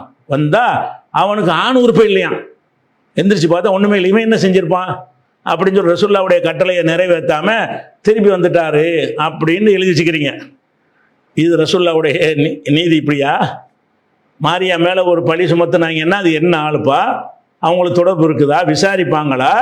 நீ போய் எந்த ஒரு விசாரணையும் நடத்தாமல் அந்த தப்பு தான் நடத்தின 2 பேரையும் கொள்ள சொல்லணும். அப்படி பார்த்தா கூட அவனை மட்டும் கொண்டுட்டு வாண்டா என்ன அர்த்தம் என்று ரசூல்லா சொல்கிறாங்க. இவர் இந்த ஆண் உறுப்பு இல்லாதான்னு கண்டுபிடிச்சு சொன்னதுனால கொல்லாம விட்டார், இல்லாட்டி கொண்டிருப்பார். அப்போ ரசூல் ஸல்லல்லாஹு அலைஹி வஸல்லம் எந்த அளவுக்கு நீதி தவறி நடந்திருக்கிறார்கள் என்று இது காட்டுதா இல்லையா? இதை சரின்னு இதுக்கு பதில் சொல்லுங்கள். இப்படி செய்யலாம், ரசூல்லா செஞ்சது சரி, நானும் இப்படி செய்வேன். ரசூல்லா முன்மாதிரி தானே நமக்கு அப்படின்னு சொல்லுவீங்களா நீங்கள்? அதே மாதிரி இந்த கரிஞ்சிரவத்துக்கு அதே மாதிரி சொல்லணும். கரிஞ்சிரவத்தை பற்றி கேள்வி என்னது, மௌத்தை தவிர எல்லாத்துக்கும் அதுக்கு பதில் சொல்லணும். அதே மாதிரி ஒரு பெண் என்ன செஞ்சாங்களாம், ஒரு அடிமை வந்து ரசூல்லாவை பற்றி இப்போ தான் திட்டிகிட்டே இருப்பாளாம். புருஷங்காரன் வந்து கண்ணு தெரியாத ஒரு ஆள் பேருக்கு, ஒரு சஹாபி. பல தடவை சொல்லி கேட்கும்போது அந்த பொம்பளை கேட்கலையாம். கடைசியில் என்ன பண்ணாராம், இவர் போட்டு அந்த பொண்ணை ஒரு ஈட்டி எடுத்து குத்தி கொண்டு விட்டார். அடி ரசூல்லாவை நீ திட்டுவியா என்று கொலை பண்ணிட்டார். கொலை பண்ணிட்டவுடனே யார் என்னன்னு விசாரிக்கும் போது இவர் தான் தெரிஞ்சிருச்சு. அப்போ ரசூல்லா என்ன செய்கிறாங்கன்னா, அலா இஷ்ஹது அன்ன தமஹா ஹதருன், இவர் கொலை செஞ்சிட்டாரு, ஆனாலும் அந்த ரத்தம் மன்னிக்கப்பட்டது, இவரை தண்டிக்க கூடாதுட்டாங்களாம். அதாவது ரசூல்லா ஒருத்தர் குறை சொல்லி ஒருத்தர் பேசினார்னா கொல்லணும்னு உங்களுக்கு மார்க்கத்தில் இருக்குதா? எல்லாரும் பேசத்தானே செஞ்சாங்க, எல்லாத்தையும் சபூர் செஞ்சுக்கிட்டு தான் ரசூல்லா இருந்தாங்க. அப்போ அதுக்காக கொலை செஞ்சுட்டாராம், அது என்னஞ்சது, அதை வந்து மன்னிக்கப்பட்டு விட்டு ரசூல்லா சொன்னாங்களாம். இந்த நியாயம் உங்களுக்கு சரியா? அதே மாதிரி ஒரு முஸ்லீம் வந்து கொலை செய்யக்கூடாதுங்கிறது இஸ்லாத்தினுடைய ஒரு முக்கியமான ஒரு கட்டளை. ஆனால் ஒரு முஸ்லீம் வந்து காஃபிரை கொலை பண்ணிட்டான்னு சொன்னால் அந்த முஸ்லீமை கொல்லக்கூடாது, காஃபிரைத்தானே கொன்றான், போயிட்டு போ, காஃபிரைத்தானே கொன்றான்னு சொல்லி ரசூலுல்லாஹ் சொன்னதாக புகாரில் 3047 ஹதீஸில் இருக்கிறது. இதுக்கு என்ன செய்யணும், நீங்கள் லிஸ்ட் ஒன்றுனா வருது, 8வது ஹதீஸுக்கு சொல்லியிருக்கிறேன், இதுக்கு பதில் சொல்லணும். அதே மாதிரி என்ன செய்கிறாங்கன்னா, எப்போ கியாமத்து நாள்னு கேட்கும் பொழுது ரசூலுல்லாஹ் சொல்லுவாங்களா, ஒரு சிறுவனை பார்த்து, இவன் முதுமை அடைவதற்கு கியாமத்து நாள் வந்துடும். அப்போ அந்த கியாமத்து நாள் வரைக்கும் அவன் இருந்துகிட்டு இருக்கிறான்னா அவன் போயிட்டானா, அந்த சிறுவன் முதுமை அடைஞ்சிருப்பானுங்க. ரசூலுல்லாஹ் காலத்து சிறுவனாக இருந்தான்னு சொன்னால் அவனோட வயசு போய் 1400க்கு மேலே இருக்குமே. அப்போ ரசூலுல்லாஹ் என்ன செய்கிறாங்கன்னா, ஒரு சிறுவனை பார்த்து என்ன செய்கிறாங்கன்னு கேட்டால், அவன் வந்து கால இன் உகிர ஹாதா ஃபலம் எதிர்க்க ஹரமும், இவன் முதுமை அடையாமல் இவனை இருப்பானேயானால் கியாமத் நாள் வரைக்கும் இருப்பானேயானால் அப்போ கியாமத் நாள் வந்துருங்கிறாங்க. அப்போ இந்த மாதிரியாக வந்து ரசூலுல்லாஹ் சொன்னாங்கங்கிற என்ன செய்யணும், நிரூபிக்கணும். அதே மாதிரி ஈ விழுந்த பாத்திரத்தில் விழுந்து விட்டால் அதை வந்து என்ன செய்யணும், ஈயை நல்லா முக்கி நல்லா சாப்பிடுங்க என்ற ஒரு ஹதீஸ் வந்து பொய்யான ஹதீஸு. அதுலேருந்து கிருமிகள் பரவும், அது அசுத்தத்தை இஸ்லாம் விரும்பவில்லை அப்படின்ட்டு நம்ம என்ன செய்கிறோம், அதை மறுத்திருக்கிறோம். நீங்கள் அதை ஈ விழுவதில் உள்ள நன்மை தீமைகள்லாம் என்ன செய்யணும், ஆய்வோடவும் அர்த்தத்தோடவும் லாஜிக்காகவும் என்ன செய்யணும், அதை விளக்கணும். 10வது ஹதீஸு. அதே மாதிரி ஒருத்தன் இஸ்லாத்துக்கு வந்துட்டு பிடிக்கலன்னு மதம் மாறி போயிட்டான். மதம் மாறி போனால் அவனை கொல்லணும் அப்படின்னு புகாரில் 3017வது ஹதீஸாக இருக்குது. ஆனால் குர்ஆன் என்ன சொல்லுது, இன்னல்லதீன ஆமனு சும்மா கபரு சும்மா ஆமனு சும்மா கபரு, ஒருத்தன் ஈமான் கொண்டு காஃபிராய், மறுபடியும் ஈமான் கொண்டு மறுபடியும் காஃபிராய், மறுபடியும் அப்படிலாம் கொல்லப்படலைன்னு விளங்குது. ரசூலுல்லாஹ்வுடைய காலத்தில் நடக்கலைன்னு விளங்குறது. அப்போ அவனை மதம் மாறினா கொல்லணுங்கிறாங்களே, இதுக்கு வந்து பதில் சொல்லுங்கள். இது மாதிரி விஷயத்தை எடுத்து சொல்லுங்கள். மக்கள்கிட்ட என்ன செய்கிறாருன்னு கேட்டால், இந்த ஷைத்தான் ஊசலாட்டம் பண்ணுறதுங்கிற மாதிரி விஷயத்தை சொல்லி இப்படித்தான் ஹதீஸை மறுக்கிறார்கள்னு விளக்கம் சொல்கிறோம். அதுக்கு நான் பதில் சொல்லிட்டேன். அது நாங்கள் அந்த கருத்தை சொல்லவே இல்லைன்னு இப்படி சொல்லி திசை திருப்பிக்கிட்டு போறீங்கள, இதெல்லாம் வந்து உங்களுக்கு மனசாட்சிப்படி சரின்னு அதுக்கும் ஒரு பதிலை போடணுமா இல்லையா? இந்த அநியாயத்துக்கு இந்த ஹதீஸை எல்லாம் மறுக்கிறார், இது மறுக்கத்தக்க ஹதீஸா, எவ்வளோ அழகான விஷயத்தை சொல்கிறது பார்த்தீர்களா அப்படின்னு சொல்லணுமா இல்லையா? உசுரை வாங்குறதுக்கு ஒரு மலக்குள் மௌத்து வர்றாரு, ஓங்கி அரைஞ்சி அவர் கண்ணு பிதுங்கி போச்சு மலக்குள் மௌத்துக்குன்னு எழுதி வச்சுக்கிறீங்க. அது புகாரில் 1339 ஹதீஸில் இருக்கிறது. உயிரை வாங்க மலக்கு வந்தால் மலக்கு எதிர்த்து அல்லாஹ் எதிர்த்த மாதிரி தான் அர்த்தம், அல்லாஹ் தான் அனுப்பி வச்சான் அப்படிங்கிறதுக்கு சம்மந்தமாக நிறைய பதிவுகள்லாம் போட்டிருக்கிறோம். நீங்கள் இதுக்கு பதில் சொன்னதுக்கு பிறகு நம்ம என்ன செய்வோம், அதுக்குரிய எதுக்கு நீங்கள் பதில் சொல்ல முன்னுறீங்களோ அந்த ஹதீஸை ஒன்றாவது ஹதீஸ்னு முதல்ல எடுத்துக்கிறங்க. இதுக்கு நான் பதில் சொல்கிறவங்க வாதத்தை வைங்கள்னு கேளுங்க. லிஸ்ட்டு படி, நான் 1வது ஹதீஸ்ன்னு படித்தேன்ல, அதில் வரக்கூடிய கேள்விகள்லாம் நான் கேட்குறேன். ஒரு வாரம் டைம், அதுக்கடுத்து நீங்கள் அதுக்கு பதில் சொல்லணும். அது முடிஞ்ச பிறகு நான் அதுக்கு பதில் சொல்லுவேன். அதுக்கு அடுத்து 2வது ஹதீஸில் உங்கள் வாதத்தை வைங்கள் நீங்கள் கேட்கணும். அப்போ அப்படி சொல்லித்தான் அந்த ஹதீஸுகள்லாம் மறுக்கிறார்கள்னு நீங்கள் மறுக்கத்தக்க ஹதீஸுகளை நியாயப்படுத்தி, நபியை கொச்சைப்படுத்தி, இஸ்லாத்தை கொச்சைப்படுத்தி, இஸ்லாத்தை வெறுக்க வச்சு, இஸ்லாம் அல்லாவை அநீதியாளனாக காட்டி, நபிகள் நாயகத்தை ஒழுக்கங்கெட்டவராக காட்டி ஹதீஸ்ன்னு எழுதி வச்சுருப்பீங்க. அதையெல்லாம் மறுத்தோம்னு சொன்னால் நீங்கள் என்ன செய்றீங்க, மக்கள்கிட்ட பாருங்கள் இதெல்லாம் ஆயத்துல் குர்சி எல்லாம் மறுக்கிறோம் ஹதீஸ் அப்படின்னு சொல்லி திசை திருப்புறீங்களே. எதை மறுக்கிறோம், மறுக்கிறதுல அதுவும் ஒன்று, அது மாதிரி உள்ள 1-2 பாருங்க. இதுகளுக்கு நீங்கள் பதில் சொல்லுங்கள். அதே மாதிரி மூசா நபி கதைச்சா, அது சுலைமான் நபி 99 கொண்டாட்டி இருந்தாங்களாம். ஒரு இரவில் 99 வருடையும் போனாராம். போயிட்டு 99 பேரும் 99ன்னு 1, 60ன்னு 1, 70ன்னு 1, பல நம்பர் எத்தனை வச்சுக்கிறீங்க, 70 வரைக்கும் வச்சுக்கிறங்க, 60 கூட வச்சுக்கிறங்க. அவ்வளோ பேரும் பிள்ளை பெற்றாங்களாம். அதை ஒரு பெண் வந்து அரை பிள்ளையை பற்றிச்சான், அரை பையனை பற்றிச்சின்னு வருது. அந்த பிள்ளைகள் எப்படி இருப்பார்கள்னா, அல்லாஹ்வுடைய பாதையில் போரிடக்கூடிய நல்லடியார்களாக இருப்பார்கள் என்றெல்லாம் சுலைமான் நபி சொன்னதாக வருகிறது. ஒருத்தருக்கு குழந்தை பிறக்கிறது இப்படி தான் பிறக்கும் என்பதெல்லாம் நபிமார்களுக்கு அல்லாஹ் அறிவிச்சா சொல்ல முடியும். அறிவிக்காமல் இவர் சொல்கிறார், சொன்னபடி நடக்கவும் இல்லை. இந்த ஹதீஸு நியாயமான சரியான ஹதீஸா என்பதில் நான் கேள்வி கேட்பேன். இது புகாரில் 5242 இருக்குது, இன்னும் பல ஹதீஸுகளையும் இருக்கிறது. அதே மாதிரி எந்த ஒரு வீட்டில் வந்து விவசாய கருவிகள் இருக்கிறதோ அந்த வீட்டுக்கு அல்லாஹ் இழிவை ஏற்படுத்துவான். ஏறு, கலப்பை, மம்மட்டி, கடப்பாரை, இந்த விவசாயத்துக்கு உரிய விஷயங்கள் இருக்கும்ல, அதெல்லாம் எந்த வீட்டில் இருக்கிறதோ அந்த வீட்டில் வந்து அல்லாஹ் என்ன செய்வான், இல்லா அதுகலகுல்லாஹுதுல்ல, இழிவை அல்லாஹ் ஏற்படுத்தாமல் இருக்க மாட்டான்னு இருக்கிறது. அப்போ விவசாய கருவி வைத்துக்கொள்ள இழிவுக்குரிய ஒரு செயலா, இதை சொல்கிறது தான் சொல்ல வந்தாங்களா? அறிவிப்பாளர் கரெக்டாக தானே இருக்குது. இதுக்கு நீங்கள் பதில் சொல்லணும். அதே மாதிரி இப்ராஹிம் நபி வந்து நெருப்பதிக்கு போட்டவுடனே பள்ளி என்ன செஞ்சு நெருப்பை ஊதி பெருசாக்குனுச்சு, அதனால பள்ளியை கொள்ளுங்கன்னு ரசூலுல்லாஹ் சொன்னதாக புகாரில் 3359. இது உங்களுடைய கருத்துப்படி அறிவிப்பாளர்லாம் கரெக்டாக இருக்கக்கூடிய ஒரு இதாக இருக்குது. பள்ளிக்கு இந்த மாதிரி அறிவுலாம் இருக்குதா? இவர் இப்ராஹிம் நல்லவர், இவன் நம்ருது கெட்டவன் இப்படிங்கிற மாதிரிலாம் ஏதாவது தெரியுமா? ஷிர்க்லாம் அதுக்கு இப்போ அவைகளுக்கு மிருகங்களுக்கு அதெல்லாம் இருக்குதா? அது போய் ஊதி விட முடியுமா? அந்த பள்ளி போய் இப்படி அவ்வளோ பெரிய நெருப்பு குண்டத்து போய் அவ்வளோ பெருசாக இப்படி ஊதி விட முடியும்? அப்படியே ஒரு பள்ளி ஊதப்பட்டிருந்தாலும் அதனுடைய சந்ததிகளை எல்லாம் காலத்து கொள்ளணுங்கிறது என்ன நியாயம்னு பல கேள்விகள் கேட்டிருக்கிறோம். நீங்கள் எந்த ஹதீஸை வரிசையாக தான் வரணும். அந்த 15 ஹதீஸ் இது ஒன்று ஒன்றா எடுத்துக்க. முதல் ஹதீஸ் என்னது? கடத்திக்கிட்டு வந்ததுலேருந்து நீங்கள் ஆரம்பிக்கணும். இப்போ நான் ஆரம்பிக்கிறேன். பெண்ணை கடத்திக்கிட்டு வந்த ஹதீஸில் உன் வாதத்தை வையின்னு என்னை பார்த்து கேட்குறேன். நீங்கள் உங்கள் பதிவில் போடுங்க. நான் அதில் என்னென்ன கேள்வி அம்புட்டையும் கேட்பேன். கேட்டு முடித்த உடனே நீங்கள் என்ன செய்யணும்? பார்த்தீர்களா எவ்வளோ அற்புதமான ஒரு பொன்மொழியை இவர் மறுக்கிறார் என்று என்ன செய்யணும்? அழகான முறையில் அதை நீங்கள் விளக்கணும். பள்ளியாச்சா? அது மாதிரி சூரியன் என்ன செய்யுமா? தினமும் அரசு கீழே போய் சைதா செய்யுமா? சைதாச்சன் என்ன செய்யணும்னு கேட்டால் வந்து அனுமதி கேட்க மறுத்துருவானா. அதுக்கப்புறம் அனுமதி கொடுப்பானா. கடைசியில் அனுமதி கொடுக்க மாட்டானா ஒரு தடவை. அப்போ வந்த வழியே திரும்பி போன்னு எல்லாம் சொல்லுவானா. அதான் மேற்கு உதிக்கிறது அப்படின்னு வருது. சூரியன் வந்து அரிசி கிளையா போகுது. அரிசி எங்கே இருக்குது? அரசு நமக்கு தெரியாத ஒரு இடத்துல இருக்கிறது. நம்மால் எட்ட முடியாத இடத்துல இருக்கிறது. வானங்களுக்கெல்லாம் மேலே இருக்கிறது. எல்லா வானங்களுக்கு கீழே தான் சூரியன் இருக்கிறது. சூரியன் வந்து சூரியனுடைய சுழற்சி முழுவதும் உலகத்துக்கு நமக்கு அறிவியல் மூலமாக நம்ம பார்க்க முடியும். அதனுடைய பயணிக்க முடியும். அந்த மாதிரி கருவிகள் கொண்டு பயணிக்க முடியும்.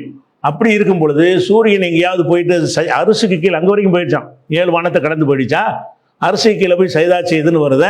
இதில் நிறைய கேள்விகள் இருக்குது. நான் தொட்டு மட்டும்தான் காட்டுவேன். எப்போ விளக்குவேன்? நீங்கள் நான் பதில் சொல்ல முன் வந்து விட்டேன்னு அறிவு போடணும். அடுத்து ஒவ்வொரு ஹதீஸையான எடுத்து கேட்பேன். இதுக்கெல்லாம் நீங்கள் பதில் சொல்லணும். இதே மாதிரி என்ன செய்யணும்? சொல்லணும். அப்போ அதே மாதிரி வந்து மறைந்த சூரியன் வந்து மீண்டும் உதிச்சிச்சான். ஒரு நபியுடைய காலத்தில் வந்து அசர் தொழுகை விடுபட்டு போச்சான். அல்லாட்ட கேட்டாரான். உடனே மறைந்த சூரியன் திரும்ப உதிச்சிச்சின்னு சொல்கிறது இருக்கு. அதில் என்ன செய்யறது? அதுக்கு சொன்னது இன்னைக்கு மாமூரத்துன் வன மாமூரன்.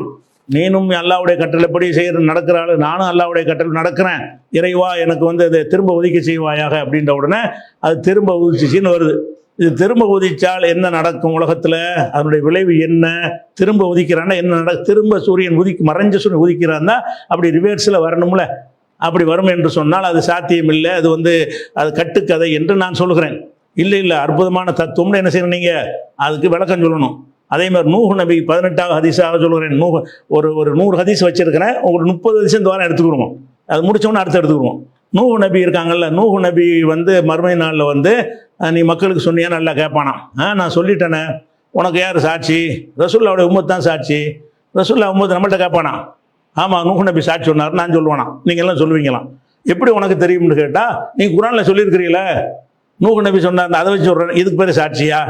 நூஹ் நபி பிரச்சாரம் பண்ணுறாரு என்பது நம்ம பார்த்தாதானுங்க சாட்சி. அல்லாஹ் சொன்னதை வந்து நம்பி சொல்வது சாட்சி ஆகுமா? அது அப்போ வந்து அது அல்லாவே சொல்லிட்டு போயிடும். நான் தானே அனுப்புனேன் மாதிரி சாட்சியை கேட்குறான். அது நிறைய கேள்வி இருக்குது. அந்த அந்த அந்த இதுக்கு நீங்கள் பதில் சொல்லணும். அதே மாதிரி ரசூலுல்லாஹ்வுக்கு சூனியம் வைக்கப்பட்டது பொய்ங்கிறேன். அதையும் விரிவாக பல தடவை விளக்கியாச்சு. அதையும் நீங்கள் என்ன செய்யணும்? 19வது ஹதீஸாக அதை எடுத்துக்கொள்ள வேண்டும். அதே மாதிரி ஓய்சல் கர்னு ஒரு ஆள் வந்து அல்லாவுடைய பெரிய நேசர் இருந்தார். அவர்கிட்ட போய் உமர்லாம் போய் துவாசையை சொன்னாங்க என்று சொல்லி ஒரு வாழாத ஒரு கற்பனை பாத்திரமாக இருக்கிற ஓய்சல் கர்ணிக்கு சில பில்டப்புகளை கொடுத்து அது முஸ்லீம் உள்பட நூல்கள் என்ன செய்கிறது? பதிவு செய்யப்பட்டிருக்கு. இது பொய்யான செய்தி என்று நான் சொல்கிறேன். அதுக்கு நீங்கள் பதில் சொல்லணும். 100 கொலை செஞ்சவர் 100 கொலை செஞ்சார். மன்னிப்பு இருக்கான்னு கேட்டார். மன்னிப்பு இல்லைன்னு ஒருத்தர் சொன்னோன்னு அவரையும் கொண்டு விட்டார். அதுக்கப்புறம் என்னென்னு கேட்டால் ஒரு ஆள்கிட்ட போனார். நீ இப்போ இந்த ஊருக்கு போ, அந்த ஊருக்கு போய் சேர்ந்து விட்டால் நீ மன்னிக்கப்படுவாயின்றாரான். போகும்போது நடுவில் மூத்தா போயிட்டாரான். மலக்கெல்லாம் வந்து டேப் எடுத்து அளந்தாங்களாம். இந்த ஊருக்கு பக்கத்தில் இருக்கிறா, இந்த ஊர் பக்கத்தில் பாடி இருக்கான்னு ஸ்டேஷனில் அளப்பாங்க இல்லை, அந்த மாதிரி அளந்து பார்த்துட்டு அவர் மன்னிப்புக்குரிய ஊருக்கு நெருக்கமாக இருந்ததுனால மன்னிச்சார்னு ஒரு கதை மாதிரி வருது. இது பல வகையில் இஸ்லாமிய அடிப்படைக்கு மாற்றமானது என்று நான் சொல்கிறேன். 100 கொலை செஞ்சவர். இதுக்கு நீங்கள் என்ன செய்யணும்? இதுக்கு பதில் சொல்லணும். அதே மாதிரி ரசூல் ஸல்லல்லாஹு அலைஹி வஸல்லம் அவர்கள் ஒரு ராத்திரியில் ஒரு குளிப்பில் 11 மனைவிட்ட போவாங்கன்னு சொல்லி அறிவிக்கிறார். ஹதீஸ் அனஸ் அறிவிக்கிறார். இவருக்கு எப்படி இது தெரியும்? அனஸ் வந்து 11 மனைவிட்ட போன சொல்கிறாங்க. வாசலில் உட்காந்துக்கிட்டு இருப்பாரா? அனஸ் இது அறிவித்தார்னு வருது. 11 மனைவிட்ட ஒரு இரவில் போவார்கள்னு இருக்குது. போவார்கள்னு சொன்னால் சும்மா போகிறது இல்லையா, உடலுறவு கொள்வார்கள் அர்த்தம். ஏன்னு கேட்டால் அது எப்படி அவ்வளோ சக்தி இருக்கான்னு, அவளுக்கு சக்தி இருந்துச்சு. ரசூலுல்லாஹ்வுக்கு 30 பேருடைய சக்தி இருந்துச்சு என்று அது ஒரு காரணம் சொல்கிறார். ரசூல் ஸல்லல்லாஹு அலைஹி வஸல்லம் வந்து ஒவ்வொரு மனைவிட்டையும் ஒரு ராத்திரிக்கு ஒவ்வொரு மனைவிட்டையும் போய் குடும்ப வாழ்க்கையில் ஈடுபட்டுட்டு வருவாங்கன்னு இருக்குது. ஒவ்வொரு மனைவிட்டையும் போகிறதையாவது வெளியே இருந்து பார்த்து கண்டுபிடிக்கலாம். குடும்ப வாழ்க்கை ஈடுபடுத்த யாரை கண்டுபிடிக்க இயலுமா? தனக்கு நாலேஜ் இல்லாத ஒன்றை ஒருத்தர் சொன்னார், நான் ஏற்றுக்கிற முடியுமா? அதை நீங்கள் ஹதீஸ் எழுதி வச்சுக்கிறீங்க. இது இட்டுக்கட்ட. இதுக்கு எனக்கு காரணத்தை என்ன செய்யணும்? விளக்கம் சொல்லணும். அது மாதிரி ஹவ்வா அலைஹிஸ்ஸலாம் என்ன செஞ்சாங்கன்னு கேட்டால் இஸ்ரவேலர்கள் வந்து என்ன செஞ்சாங்கன்னு கேட்டால் அவங்க படைக்கப்பட்டதுனால தான் இறைச்சியெல்லாம் கெட்டு போகுது. இஸ்ரவேலர் மட்டும் இல்லாவிட்டால் இறைச்சி கெட்டு போயிருக்காது. ஹவ்வா இல்லை என்று சொன்னால் எந்த ஒரு பெண்ணும் கணவனுக்கு துரோகம் செய்ய மாட்டாள்னா ஹவ்வா என்ன துரோகம் செஞ்சாங்களா? ஆதம் அலைஹிஸ்ஸலாம் துரோகம் செஞ்சு யார்கிட்ட போனாங்க? அவர் மட்டும் தான் ஆம்பளை இருந்தார் அவர் அப்படிங்கிற ஒரு விஷயம் இருக்குது. இந்த ஹதீஸுக்கு நீ பதில் சொல்லு. 3330 ஹதீஸில் இருக்குது. கந்திஷ்டி சம்பந்தமாக வரக்கூடிய எல்லாம் பொய்ன்னு நாங்கள் சொல்கிறோம். அதில் உள்ள அதுக்கு 24வது ஹதீஸாக எடுத்து வைக்கிறோம். அதுக்கு நீங்கள் வாதங்களை என்னென்ன வாதனை வைக்கிறோன்னு நீங்கள் சொல்லும்போது நாங்கள் பட்டியல் போட்டு ஒன்றுனா கேட்போம். அனைத்துக்கும் என்னென்ன வசனம் என்னென்ன அடிப்படைக்கு மாற்றம்னு சொல்லும்போது அதற்கெல்லாம் நீங்கள் என்ன செய்யணும்? பதில் சொல்லணும். ஒரு ஆள் என்ன செய்யார்னா சாகும்போது பிள்ளைகிட்ட தான் சொன்னாரான், நான் செத்து போனவுடனே என்னை வந்து எரிச்சு போடுங்க, சாம்பலாக்கி கடலில் கொண்டே பலவாராக தூவிடுங்க அப்படின்னு சொல்லி சொன்னாராம். சொன்ன நல்லா கேட்டானா, ஏன்ப்பா அப்படி செஞ்சேன்னு மறுமையில் கேட்கும் பொழுது அவர் என்ன செஞ்சாராம், உனக்கு பயந்து தான் அதை செஞ்சேன் அப்படின்னு அவர் என்ன நினச்சிருக்காரு, இது அல்லாஹ் வந்து அவரை ஏற்றுக்கிட்டாங்கிற மாதிரி வருது. அப்போ நான் எரிக்கலாங்கிறீங்களா? ஒருத்தன் வந்து அல்லாஹ்ட்ட தப்பிக்கிறாருந்தா நம்ம எரித்து சாம்பலாக்கி விட்டோம்னா சிறப்புன்னு சொல்ல வர்றீங்களா? அல்லது இவர் அல்லாஹ் வந்து கிண்டல் பண்ணுறாரா? எரிச்சிட்டோம்னா அல்லாஹ் தப்பிச்சிக்கலாம்னு நினைக்கிறாரா? இதுக்கு ஒரு ஈமானா? நம்ம எரித்து சாம்பலாக்கிட்டோம்னா அல்லாஹ்ட்ட தப்பிச்சிக்கலாம்னு தான் அவர் நினச்சிருக்கிறாரு. அவர் இஸ்லாத்தில் இல்லையே அவர். அதை வந்து சரியான ஹதீஸ் நீங்கள் சொல்லி வச்சுருக்கிறீங்க. இது புகாரில் 3452 ஹதீஸில் இருக்கிறது. அதே மாதிரி அபூ லஹப் வந்து அந்த அடிமை பெண் ரசூலுல்லாஹ் பிறந்த உடனே விரலை காட்டி விடுதலை செஞ்சதுனால அவருடைய விரலில் வந்து சொர்க்கத்தில் நரகத்தில் இருந்தாலும் அதில் வந்து அவரை சுரந்து கொண்டிருக்கும், தண்ணீர் சுரந்து கொண்டிருக்கும் அப்படின்னு பெரியார்கள் கனவுல கண்டிருக்கிறார்கள் எழுதி வச்சிருக்கு புகாரில் 5101 ஹதீஸில். இதுக்கு நீங்கள் என்ன செய்யணும்? விளக்கம் கொடுக்கணும். அதே மாதிரி ரசூல் ஸல்லல்லாஹு அலைஹி வஸல்லம் அவர்கள் ஒரு அப்பட்டமாக பொய் சாட்சி சொல்லுவார். அதை வந்து அவருக்கு சப்போர்ட் பண்ணுவாங்கன்னு வருது. ஒரு ஆள்கிட்ட வந்து ஒரு ஒட்டகத்தை வாங்குவாங்க, ஒட்டகத்தையோ ஒரு மாட்டையும் வாங்குறாங்க. வாங்கும்போது பேச்சுவார்த்தை நடத்திட்டு இருக்கும்போது அப்புறம் அந்த வித்த கிராமவாசி என்ன செய்வார்னு கேட்டால், நான் விற்கவே இல்லையே உண்டு அப்படின்றவார். அப்போ ரசூலுல்லாஹ் என்ன செய்வாங்க, என்ன விற்கல, நீ தான் வாங்கினீங்க, சாட்சி என்ன அப்படின்ற உடனே அப்போ ஹுசைமான் ஒருத்தர் இருப்பார், அவர் என்ன செய்வார், நீ தான் வித்தியை, நான் தானே பார்த்தேன் அப்படின்றவார். அப்போ சாட்சி வந்தோடனே என்ன அந்த கிராமவாசி கொடுத்துட்டு போயிடுவான். அப்போ ரசூலுல்லாஹ் கேட்பாங்க, உனக்கு எப்படிப்பா தெரியும், நான் வித்ததும் வாங்கின உனக்கு தெரியாதுன்னொடனே, நீங்கள் ரசூலுல்லாஹ் போய் சொல்ல மாட்டீங்களா, அதுக்கு தானே சொன்னேங்கிறார். அப்போ தான் பார்க்காத ஒரு விஷயத்துக்கு சாட்சி சொல்கிறாரு. அவர் ரசூலுல்லாஹ் பாராட்டி இவருடைய ஒரு சாட்சி 2 சாட்சிக்கு சமம்னு, பொதுவாக 2 சாட்சி வேணும்ல, இந்த ஒரு சாட்சி 2 சாட்சிக்கு சமம்னு தனக்கு சாதகமாக தீர்ப்பளித்தார்கள் என்று பொய் சாட்சியை வந்து சிறந்த சாட்சி ரசூலுல்லாஹ் ஆக்கினாங்கன்னு வருத. இதுக்கு நீங்கள் என்ன செய்யணும்? பதில் சொன்னோம். அபுதாவுதுல அகமது எல்லாம் வருகிறது. அது மாதிரி என்ன செய்யணும்னா, சின்ன வீட்டில் பாம்பு வந்துருச்சுன்னா 3 நாளைக்கு பேச்சுவார்த்தை நடத்தணும். போயிரு, வந்துடாதே, 2வது நாள் வந்தாச்சுன்னா அதுக்கெல்லாம் போட்டு தண்ட பிரச்சனை இல்லை. அவள் 3 நாளைக்கு பேச்சுவார்த்தை நடத்தணுங்கிற கட்டுக்கதைங்கிறான். நீங்கள் அதை இந்த பதிலையும் சொல்லியிருக்கிறீங்க வழங்குதா? இந்த பதிலில் சொல்லும்போது இதை மறுப்பி, ஆமாம் இதை மறுக்க தான் செய்கிறோம் வழங்குதா? சரி. அதே மாதிரி வந்து அசர் தொழுகை விட்டால் எல்லா அமலும் அழிஞ்சு போயிடும், அசர் தொழுகை விட்டால் அமல்லாம் அழிஞ்சு போயிடும் இருக்குது. சிறுக்கு கழிஞ்சிடும்னா ஒரு ஓகே, அசர் தொழுகை விட்டால் எல்லாம் அழிஞ்சிருங்கிறது கட்டுக்கதை. அப்படி அழியாது. அசர் தொழுகை விட்டால் அசர் தொழுகை விட்டதுக்கு தண்டனை தான் கிடைக்கும்னு நம்ம சொல்கிறோம். இதுக்கு நீங்கள் என்ன செய்யணும்? பதில் சொல்லணும். அதே மாதிரி வந்து அந்த தஜ்ஜால் தமீமுத்தாரியுடைய ஹதீஸு வருகிறது, அதை மறுக்க முடியுமான்னு ஒரு கேட்குறாரு. அது மறுக்க வேண்டிய ஹதீஸ் என்று உங்கள் சாலி உசைமின்னு சொல்லியிருக்கிறார். இது பொய்யான செய்தி. யார் சலஃபுகளுக்கு இப்போ சலஃபுடைய முஃப்தியாக இப்போ இருக்கிறார்ல சவுதியில், அவரை பொய்யான செய்தி. ஆக இந்த 30 ஹதீஸ் உங்களுக்கு சொல்லியிருக்கிறேன். எதுக்கு இதை சொல்கிறேன்னு கேட்டால், இவர் இதை சொல்லும்போது இந்த ஷைத்தான இப்லீஸ் இந்த மாதிரி ஹதீஸ் எல்லாம் மறுத்து நம்மளை எங்கே கொண்டே விடுகிறாரு பாருங்கள்ங்கிறாரு. ஆனால் அவர் சொன்ன பட்டியல் உள்ள எதையும் நான் மறுக்கலை. அதாவது கக்கூசுக்கு போகும்போது அல்லாஹுமே ஞாபதிக்க ஓதுறதை நான் மறுக்கலை, பிஸ்மில்லா சொல்லி சாப்பிட்றத நான் மறுக்கலை. அதில் எந்த ஒன்றையுமே மறுக்காத ஒரு விஷயத்தையால் லிஸ்ட்டை போட்டுட்டு அப்போ நான் மறுக்கிற மாதிரி ஒரு தோற்றத்தை உண்டாக்கி ஹதீஸை எப்படி கொண்டு போகிறார்கள், ஹதீஸை எப்படி மறுக்கிறார்கள்ங்கிறாரு. நான் மறுக்கிற விஷயம் என்னன்றது லிஸ்ட்டு போட்டிருக்கேன், 30 போட்டிருக்கிறேன். இந்த மறுக்கிறதுக்கு இதே மாதிரி என்ன செய்யணும்? இதே மாதிரி இந்த பதில் போட்டியல் லிஸ்ட் எடுத்து போட்டிங்கல்ல, அதெல்லாம் போட்டு நீங்கள் பதில் தரணும். அது ஒரு விஷயமாச்சா. அடுத்து வந்து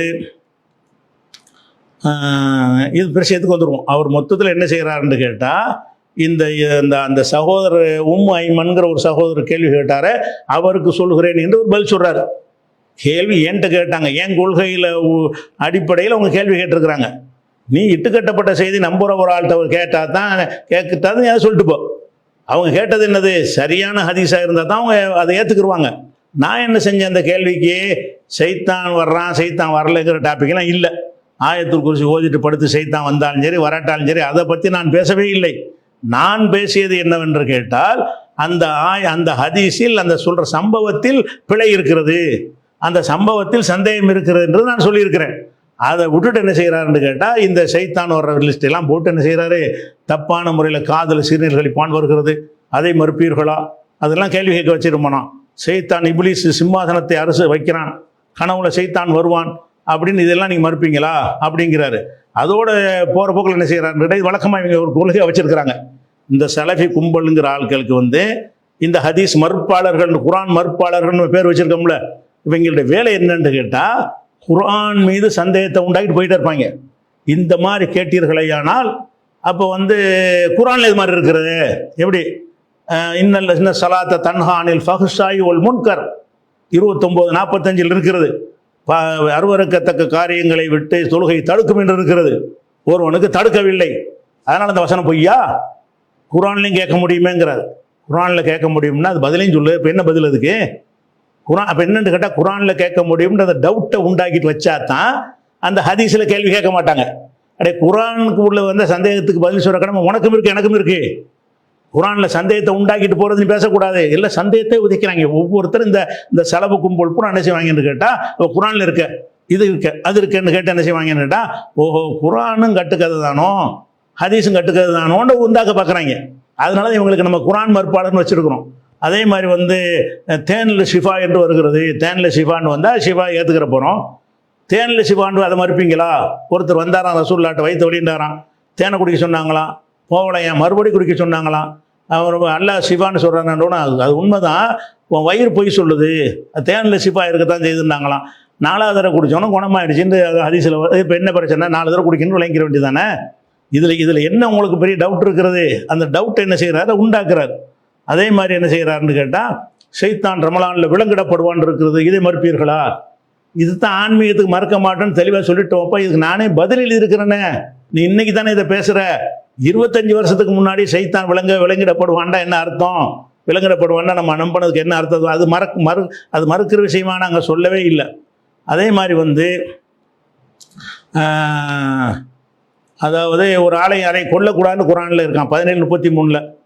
18:74 அந்த ஹில்ர் அலைஹிஸ்ஸலாம் வந்து ஒருத்தர் கொன்றாரு, ஒரு பாவமும் ஜெயமாக கொன்றாருன்னு வருது, குரானுக்கு முரணாக இருக்குது, அதுக்கு என்ன சொல்கிறேன்னு கேட்குறாரு.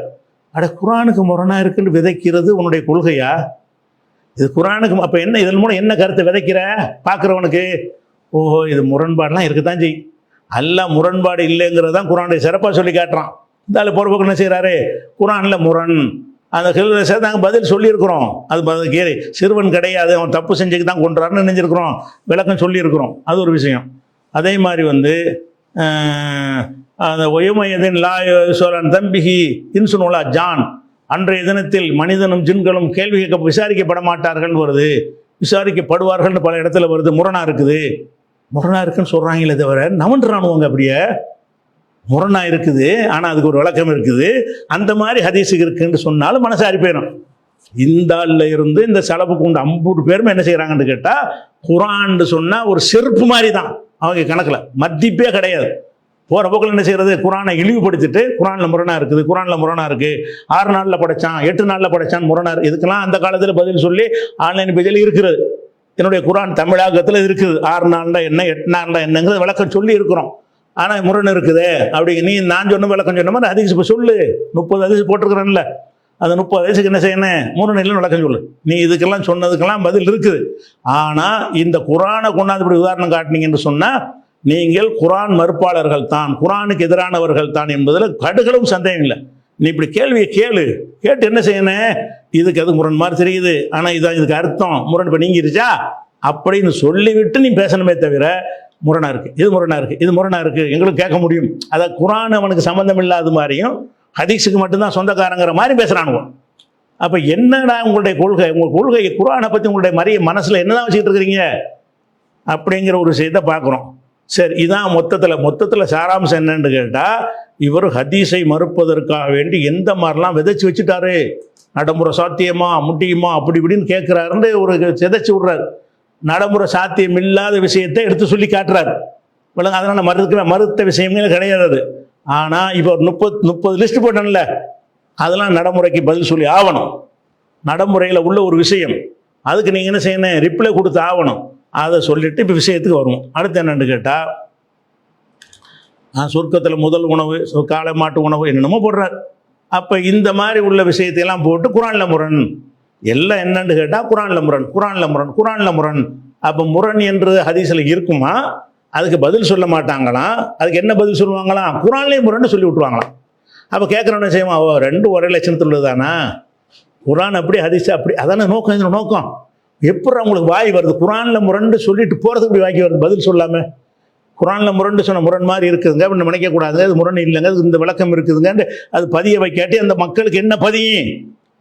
ஓ குரானில் வந்து முரணாக இருக்குன்னு பதியுமா, வேறு முரண் இல்லைன்னு பதியுமா? அப்போ எதற்காக குரானை இழிவுபடுத்துகிற மாதிரி பேசி கொண்டிருக்கிறீர்கள்? இவங்க போன அந்த அகல ஹதீஸுங்கிற ஆளுக்கு பூரா குரானில் இருக்குண்டா எதுக்கு மாட்டாங்க, ஹதீஸ் இருக்கான்னு கேட்பாங்க. அதுக்கு தான் அகல ஹதீஸ்னே பேர். ஹதீஸ் வாசிகள், அகல குரான் ஹதீஸ் கிடையாது. அப்போ அந்த மாதிரியான ஒரு அடிப்படையில் முதல்ல குரானுக்குரிய முக்கியத்துவம் கொடுத்து அந்த மாதிரி பேச மாட்டீங்கப்பா. குரானுக்கு எந்த ஒரு மரியாதையும் இல்லாததுனால தானே குரானுக்கு முரண்பட்டாலும் ஏற்றுக்கணுங்கிறீங்க. குரானுக்கு கடுகளவு மரியாதை இல்லாதனால தான் அது கடந்துட்டு போகுது. குரானுக்கு மாற்றமாக இருந்தால் நம்ம ஹதீஸ் தான் எங்களுக்கு வேணுங்கிறது காரணமே என்ன?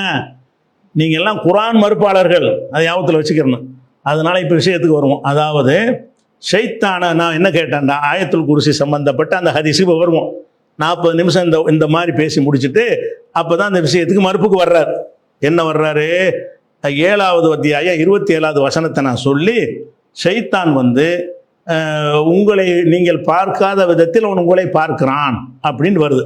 அந்த ஆயத்துல் குர்சியில் அவன் உணவுகளை அள்ளுவதற்கு வந்தான்ல, வந்ததை அபூ ஹுரைரா பார்க்குறாரு.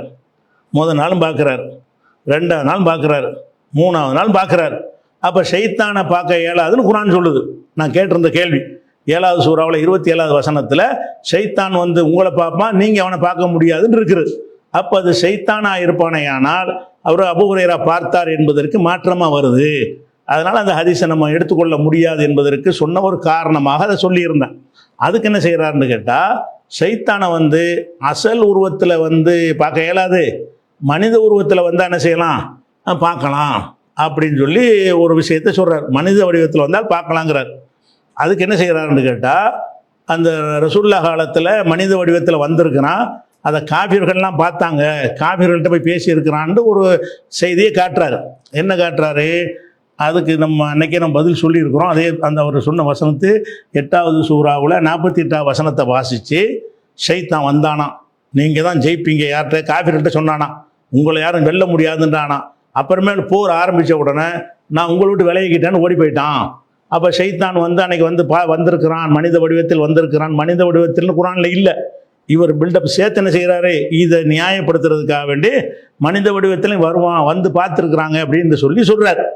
மனித வடிவத்தில் காஃபிர்கள்ட்ட வந்தானா, அந்த காஃபிர் முதல் இந்த ஷைத்தான் நம்புனானா? நம்ம நம்பின மாதிரி நம்பி வச்சுருந்தானா? ஷைத்தான் அவன் எப்படி கண்டுபிடிச்சி முடிவு எடுப்பான்? ஷைத்தான் மனித வடிவத்தில் வந்திருக்கான், ஒரு ஆள் பேரெல்லாம் சொல்கிறாரு, மனித வடிவத்தில் வந்தான்னு. மனித வடிவத்தில் வந்தான்னு சொன்னால் அது எப்படி இந்த காஃபிர்களுக்கு தெரியும்? மனித வடிவத்தில் ஒரு மனுஷன்ட்ட போனானா, எல்லாத்தையும் போனானா, எத்தனை பேர்கிட்ட போனான் அப்படின்னு பல கேள்விகள் வருது. இந்த கேள்வி அன்னைக்கே கேட்கப்படும் பொழுது இதுக்கு நம்ம ஒரு பதில் சொல்லியிருந்தோம். அந்த பதிலை எடுத்து போடுறோம் பாருங்க. 848 குரான் வசன எண் 848க்கு என்ன விளக்கம்? அதில் ஷைத்தான் உருமாறி வந்து குழப்பி அவர்களை வழிகெடுத்தான் என்று புரிந்து கொள்ளலாமா, அல்லது ஷைத்தான் உருமாற மாட்டான் என்ற காரணத்தினால் அதை வேறு மாதிரி விளங்க வேண்டுமா? அதுக்கடுத்து ஷைத்தான் உருமாற முடியுமா? அவன் மனிதர்களை குழப்ப உருமாறி கூட வருவானா? ஏனென்றால் இந்த ஹதீஸில் என் வடிவில் ஷைத்தான் காட்சியளிக்க மாட்டான் என்று நபி அவர்கள் கூறியுள்ளார்கள். அப்போ வந்து இதை வச்சு அவர் கேட்குறார்.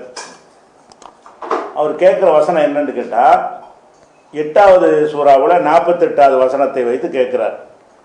அந்த வசனத்தில் உள்ள விஷயம் என்னன்னு கேட்டால், இரு அணிகளும் அந்த பத்ர் போர்க்களத்தில் சந்தித்த பொழுது ஷைத்தான் என்ன செய்கிறான்னு கேட்டால், ஜையனலகும் ஷைத்தானும் ஆமாலகும், ஷைத்தான் அவர்களுக்கு அவங்களுடைய செயல்களை அழகாக்கி காட்டினான். அதாவது நபிகள் நாயகம் ஒரு அணி, முஷ்ரிக்கு ஒரு அணியாக இருக்கிறாங்க. முஷ்ரிக்கள்கிட்ட போய் எப்படி காட்டுறான், நீங்கள் தான் சரியான பாதையில் இருக்கிறீங்க, முகமது தான் தப்பாக இருக்கிறாரு என்று அவங்க உள்ளத்தில் போடுறான்.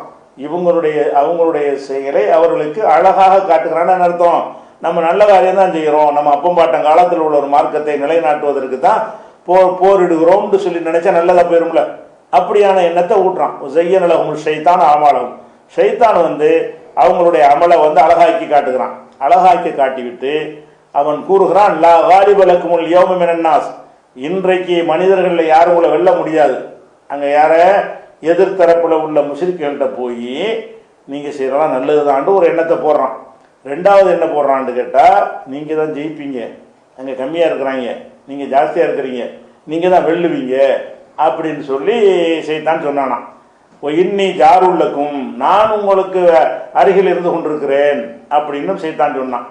பலம்மா தராத்தில் ஃபேத்தானி, இரு கூட்டமும் நேருக்கு நேர் சந்தித்த பொழுது போர் ஆரம்பிச்சிருச்சு.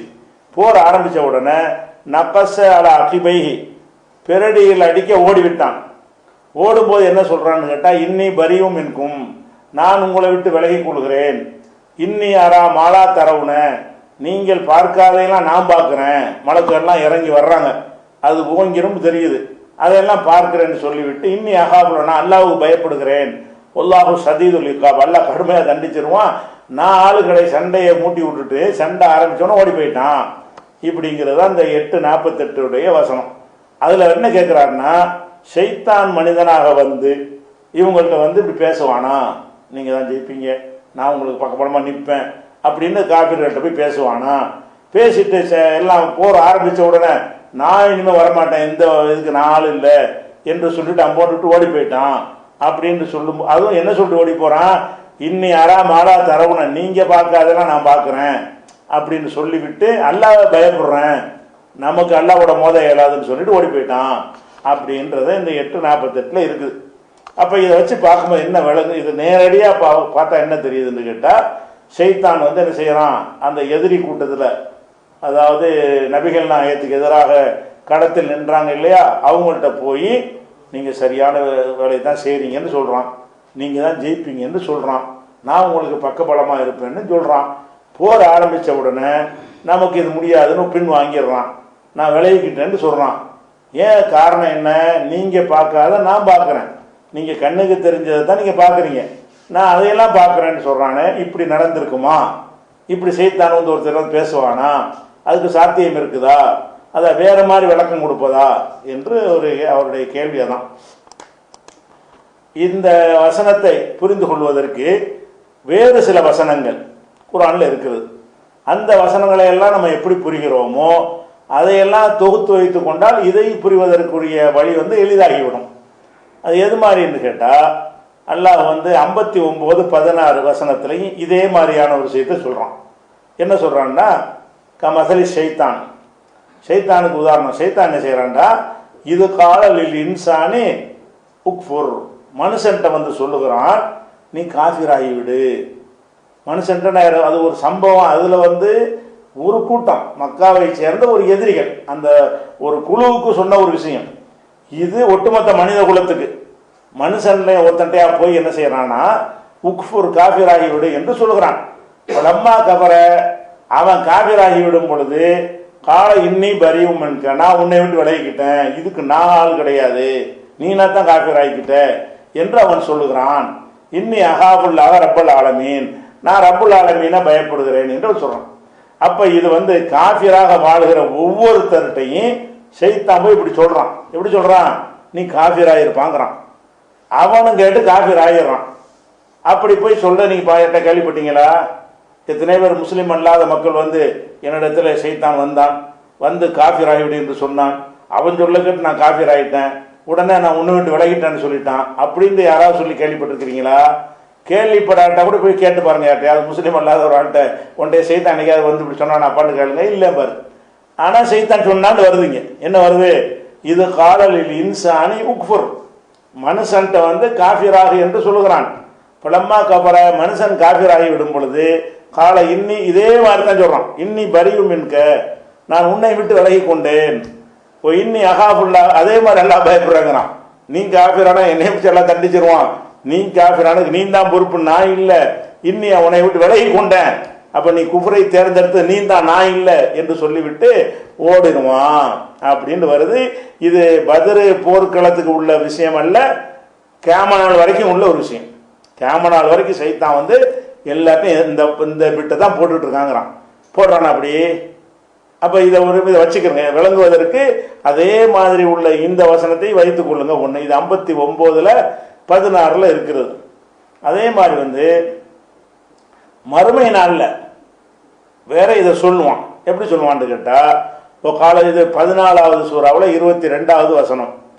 கால ஷைத்தான் சொல்லுகிறான், லம்மா குதியல் அம்ரு, தீர்ப்பளிக்கப்பட்ட பிறகு, அதாவது மர்மஹஷரில் நீங்கள்லாம் சொர்க்கவாசி, நீங்கள்லாம் நரகவாசின்னு சொல்லி அல்லாஹ் அனைவருக்கும் உரிய தீர்ப்பை வழங்கி முடிச்சிருவான். முடித்த உடனே என்ன செய்வான்னு கேட்டால், இன்னல்லாஹ வாதக்கும், அல்லாஹ் உங்களுக்கு ஒரு வாக்கு ஷைத்தான் சொல்கிறான். தீர்ப்புன்னு அழிச்ச பிறகு மஹஷரில் அவன் தான் நிற்பான், அவனுக்கும் தீர்ப்பளிக்கப்பட்டுரும், அவனுக்கு நரகம்னு தீர்ப்பளிக்கப்பட்டுரும். தீர்ப்பளிச்ச உடனே என்ன செய்வான்னு கேட்டால், நரகவாசிகள்கிட்ட போவான். போய் என்ன செய்வான்டா, இன்னல்லாஹ வாதக்கும், அல்லாஹ் உங்களுக்கு ஒரு வாக்குறுதி கொடுத்தான். வாதல் ஹக்கி, மெய்யான வாக்குறுதியை கொடுத்தான். வாழ்த்துக்கும், நானும் உங்களுக்கு வாக்குறுதி கொடுத்தேன், இது செஞ்ச நல்லதுன்னு சொல்லி. ஆனால் பகலத்துக்கும், நான் வாக்குறுதியை மீறிட்டேன். வாக்கானலி அழைக்கும் என் சுல்தானி, உங்கள் மீது எனக்கு எந்த அதிகாரமும் இல்லை, உங்களை கொண்டே சொர்க்கத்தில் சேர்க்கறதுக்கு எந்த ஒரு அதிகாரம் எனக்கு இல்லை. இல்லா அந்த தாவத்துக்கும், நான் உங்களை அழைத்தேன். பசஜப்தும்லி, நீங்கள் என் அழைப்பை ஏற்றுக்கொண்டீர்கள். பலா தழுவமுனி, என்னையை குறை சொல்லாதீங்க. ஒழுவும் அம்புசக்கும், உங்களையே நீங்கள் குறை சொல்லிக் கொள்ளுங்கள் என்று அவன் சொல்லிட்டு என்ன செய்வான், இன்னைக்கு கபர்த்தும் அசர்த்துமும், நீங்கள் எதையெல்லாம் அல்லாவுக்கு ஷிர்க் இணை கற்பித்தீர்களோ அதை நான் மறுக்கிறேன், நான் அதை நிராகரிக்கிறேன் என்று சொல்லி அவன் ஷைத்தான் சொல்றான். ஷைத்தான் எப்ப சொல்றான், நியாய தீர்ப்பு நாளில் சொல்றான். அதில் சொல்ற விஷயம் உலகத்தில் சொன்ன விஷயம் தான். நியாய தீர்ப்பு நாளில் எடுத்து காட்டுறான்.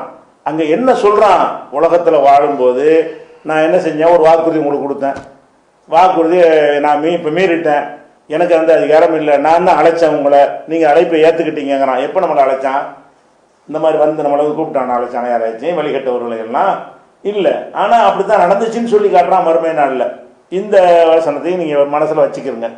அதே மாதிரி 4வது சூறாவில் 21வது வசனத்தில் 121வது வசனத்தில் அல்லாஹ் சொல்கிறான், யஇதுஹும், ஷைத்தான் அவர்களுக்கு வாக்களிக்கிறான்.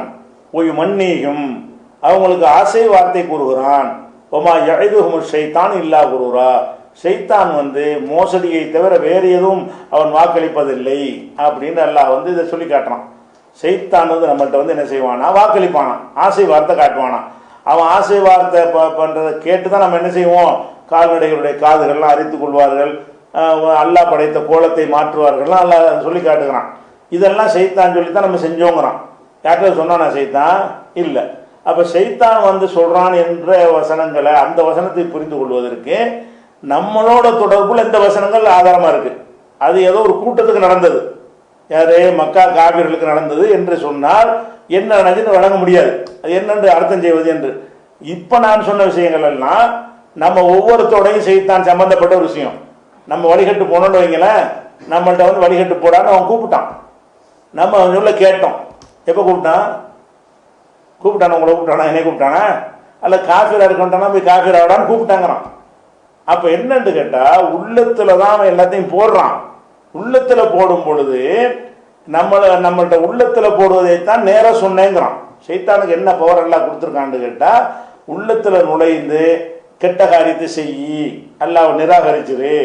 ஆதம் அலைஹிஸ்ஸலாத்துக்கு வஸ்வஸ தானே சொல்றான். இப்போ வஸ்வஸ லஹுமு ஷைத்தான், ஷைத்தான் 2 பேருக்கும் வஸ்வஸாவை கெட்ட எண்ணத்தை உண்டாக்கினான். நான் சொல்லித்தான் என்ன செஞ்சான், மரத்தை எல்லாம் சாப்பிட, அந்த கனியை சாப்பிட சொல்லி அல்லாஹ் ஷைத்தான் வழிகெடுத்தான். அந்த மாதிரி எல்லார்ட்டையும் ஷைத்தான் பேசிக்கிட்டு தான் இருக்கிறான். அவன் பேசுற நமக்கு விளங்காது. என்ன செய்ய, நாசமா போடான்னு சொல்லுவான். அவன் சொல்லிவிட்டு நான் இதுக்கு ஆள் இல்லான்னு சொல்லிட்டு ஓடி போயிடுவான். அது நமக்கு விளங்காது. ஆனா சொல்றான், கண்டிப்பா சொல்றான். நம்ம எல்லாத்தையும் என்ன செய்யறான், காபிராவுன்னு சொல்றான், அதான் உள்ளத்துல போடுறான். அவன் ஆயிட்டானா அப்ப என்ன செய்யறான், டிக்ளேர் பண்ணிட்டு ஓடுறான். இன்னும் நாள் இல்ல, உங்களுக்கு விளங்காது. ஷைத்தான் அவன் சொல்றான் என்பதுல பொய் இல்லை. இப்ப அவன் சொன்ன விஷயங்கள் நமக்கு விளங்குதா, விளங்கவில்லை. அப்ப ஷைத்தான் எதையெல்லாம் சொல்வான் என்று வேற வசனங்களில் நமக்கு சொல்லப்படுகிறதோ அது எதுவுமே நமக்கு விளங்கும்படி அவன் சொன்னது கிடையாது. அவன் உள்ளத்துல கெட்ட எண்ணத்தை உண்டாக்கிவிட்டு அவன் தப்பிச்சு போகும்போது என்ன செய்யறான், அவனா சொல்லிக்கிட்டு ஓடுறான். அந்த மாதிரி எடுத்துக்கொண்டு இந்த வசனத்தை பார்த்தீர்களே ஆனால், ஷைத்தான் அவங்களுடைய அமல்களை அழகாக்கி காட்டினான். இது உள்ளத்தில் உள்ள விஷயம். அழகாக்கி காட்டினானா அழகாய் காட்டிட்டு அவன் சொல்றான் உங்களை யாரும் வெல்ல முடியாதுன்னு. வெல்ல முடியாதுன்னு சொன்னது காதில் கேட்கிற விதமாவா சொல்லுவான்? இல்லை, வெல்ல முடியாது என்பதை அந்த கருத்தையும் உள்ளத்துல போடுறான். வெல்ல முடியாது, ஏன்னா நீங்க கூட இருக்கிறீங்க, அவங்க ரொம்ப கம்மியான எண்ணிக்கையில் இருக்கிறாங்க, உங்கள்ட்ட ஆயுதங்கள் ஜாஸ்தியா இருக்குது, அவங்கள்ட்ட ஆயுத பலம்லாம் இல்லை, உங்கள்ட்ட இளைஞர்கள்லாம் வந்திருக்கிறாங்க, அவங்க எல்லாம் வயசான ஆட்களா இருக்கிறாங்க, இப்படிங்கிற ஒரு விஷயத்தையெல்லாம் ஒரு உள்ளத்துல போட்டா என்னவாயிரம், நம்மளை யாரும் ஜெயிக்க முடியாதுன்னு சொல்லிட்டு வந்துடும். அப்புறமேல உள்ளது அதை உள்ளத்துல போட்டு முடிஞ்சிருது. அப்புறம் என்ன செய்யறான், நான் உங்களுக்கு பக்கத்துல இருக்கிறேன் அப்படிங்கிறத அவன் சொல்றான். நமக்கு விளங்காது. ரெண்டு அணியை சந்தித்த பொழுது நான் நீங்கள் பார்க்காதெல்லாம் நான் பார்க்கிறேன்னு சொல்லிட்டு ஓடுறான். இது நமக்கு விளங்காது.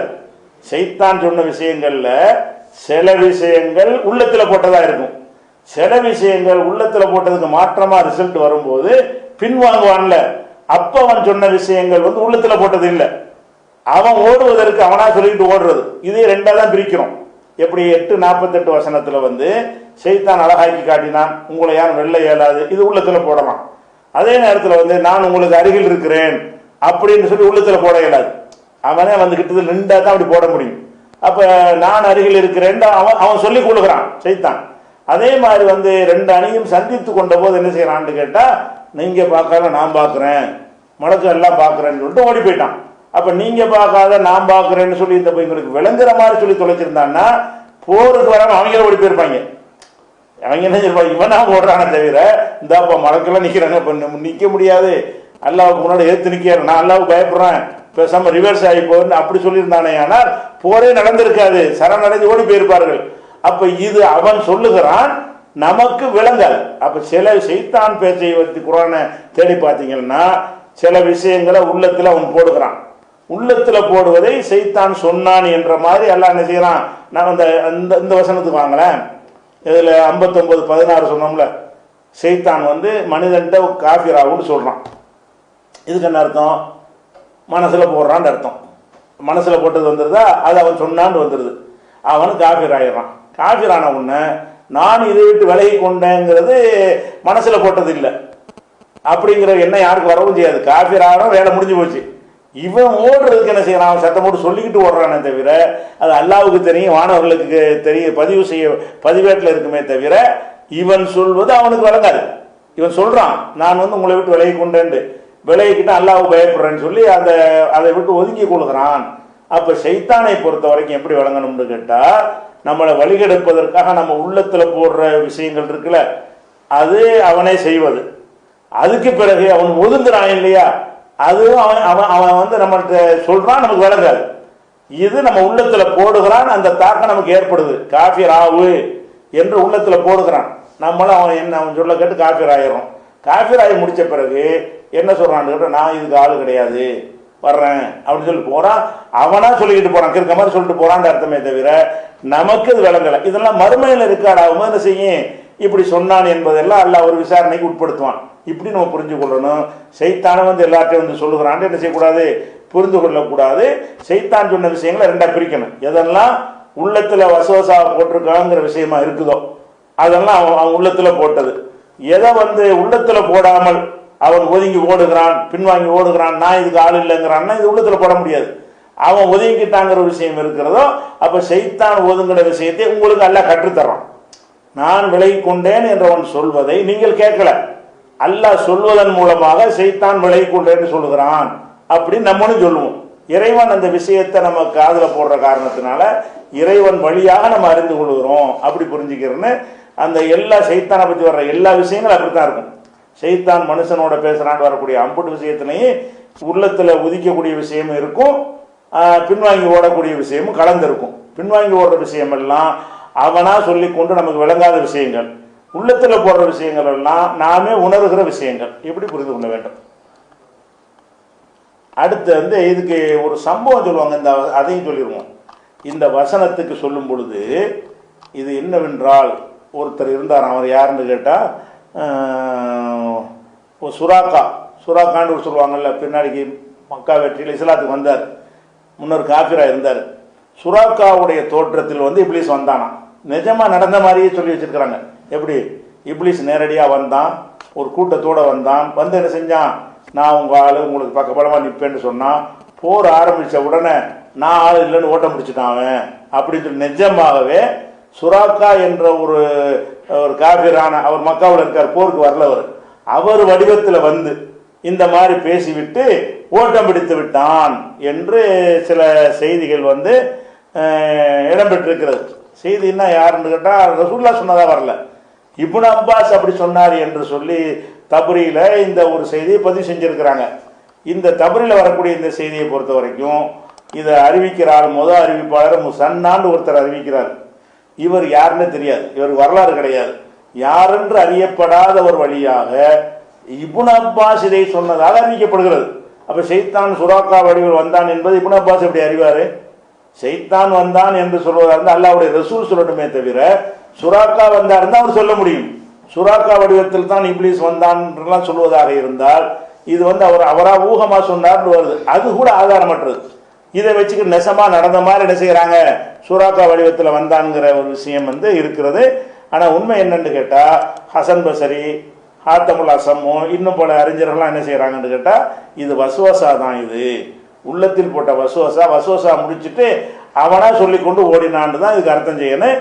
அந்த ஒரு சம்பவத்துக்கு ஆதாரம் இல்லைன்ட்டாங்க. எந்த சம்பவம்? சுராக்கா என்பவருடைய வடிவத்தில் வந்தான், வந்து இந்த மாதிரி நேரடியாக மக்கா காபிர்கள்ட்ட பேசினான், நான் உங்களுக்கு அருகில் இருப்பேன் என்று சொன்னான். அதுக்கப்புறம் வந்தவுடனே நீங்கள் பார்க்காத நான் பார்க்குறேன்னு சொல்லிட்டு அவன் வந்த வழியே திரும்பி ஓடிவிட்டான்னு சொல்லி எழுதி வச்சுக்கிறாங்க. ஆனால் இதை வந்து அல்லாஹ்வுடைய ரசூல் சொன்னா தான் நம்ம நம்பணும். ஷைத்தான் சம்பந்தப்பட்ட விஷயங்களை எல்லாம் மனிதர்கள் பார்த்து கண்டுபிடிக்க இயலாது. இது அல்லாஹ்வுடைய ரசூல் சொன்னதா வரல, இப்னு அப்பாஸ் சொன்னதா வருது, அதுவும் பலவீனமாக இருக்குது, ஆதாரப்பூர்வமானது இல்லை. பார்க்க இயலாதுன்னு தான் குர்ஆன் சொல்லுகிறது. ஷைத்தானை வந்து மனித வடிவத்தில் வந்தால் பார்க்கலாம்னு ஒரு ஆதாரத்தை காட்டுறார். அது வந்து மனிதனை குறிக்கலை, அவன் ஷைத்தான் வந்து உள்ளத்தில் போட்டதை தான் சொல்லுகிறது, உள்ளத்தில் போட்டு தான் சொல்கிறது அப்படிங்கிறத நம்ம விளக்கம் சொல்லிட்டோம். அடுத்து என்ன செய்கிறாருன்னு கேட்டால் இன்னொரு விஷயத்தை சொல்கிறார். மலக்குமார்களெல்லாம் பார்த்துருக்குறாங்க, இப்ராஹிம் நபியுடைய மனைவி பார்த்துருக்குறாங்கல்ல, பிள்ளைக்கு நற்செய்தி சொல்லும் பொழுது அப்போ இப்ராஹிம் நபி எதுக்கு வந்திருக்காங்கன்னா நற்செய்தி சொல்ல வந்திருக்கிறோன்றது, எனக்கு பிள்ளை பிறக்குமான்லாம் கேட்பாங்கல்ல, அதெல்லாம் உண்ணாந்து போடுறார். மலக்குகளை பார்க்குற பற்றி நான் சொன்னேன், மலக்குகளை நபிமார்கள் அல்லாதவர்களும் பார்த்துருக்கிறார்கள்னு ஆதாரம் இருக்குன்னா அது ஓகே, அதை நான் சொல்லலை.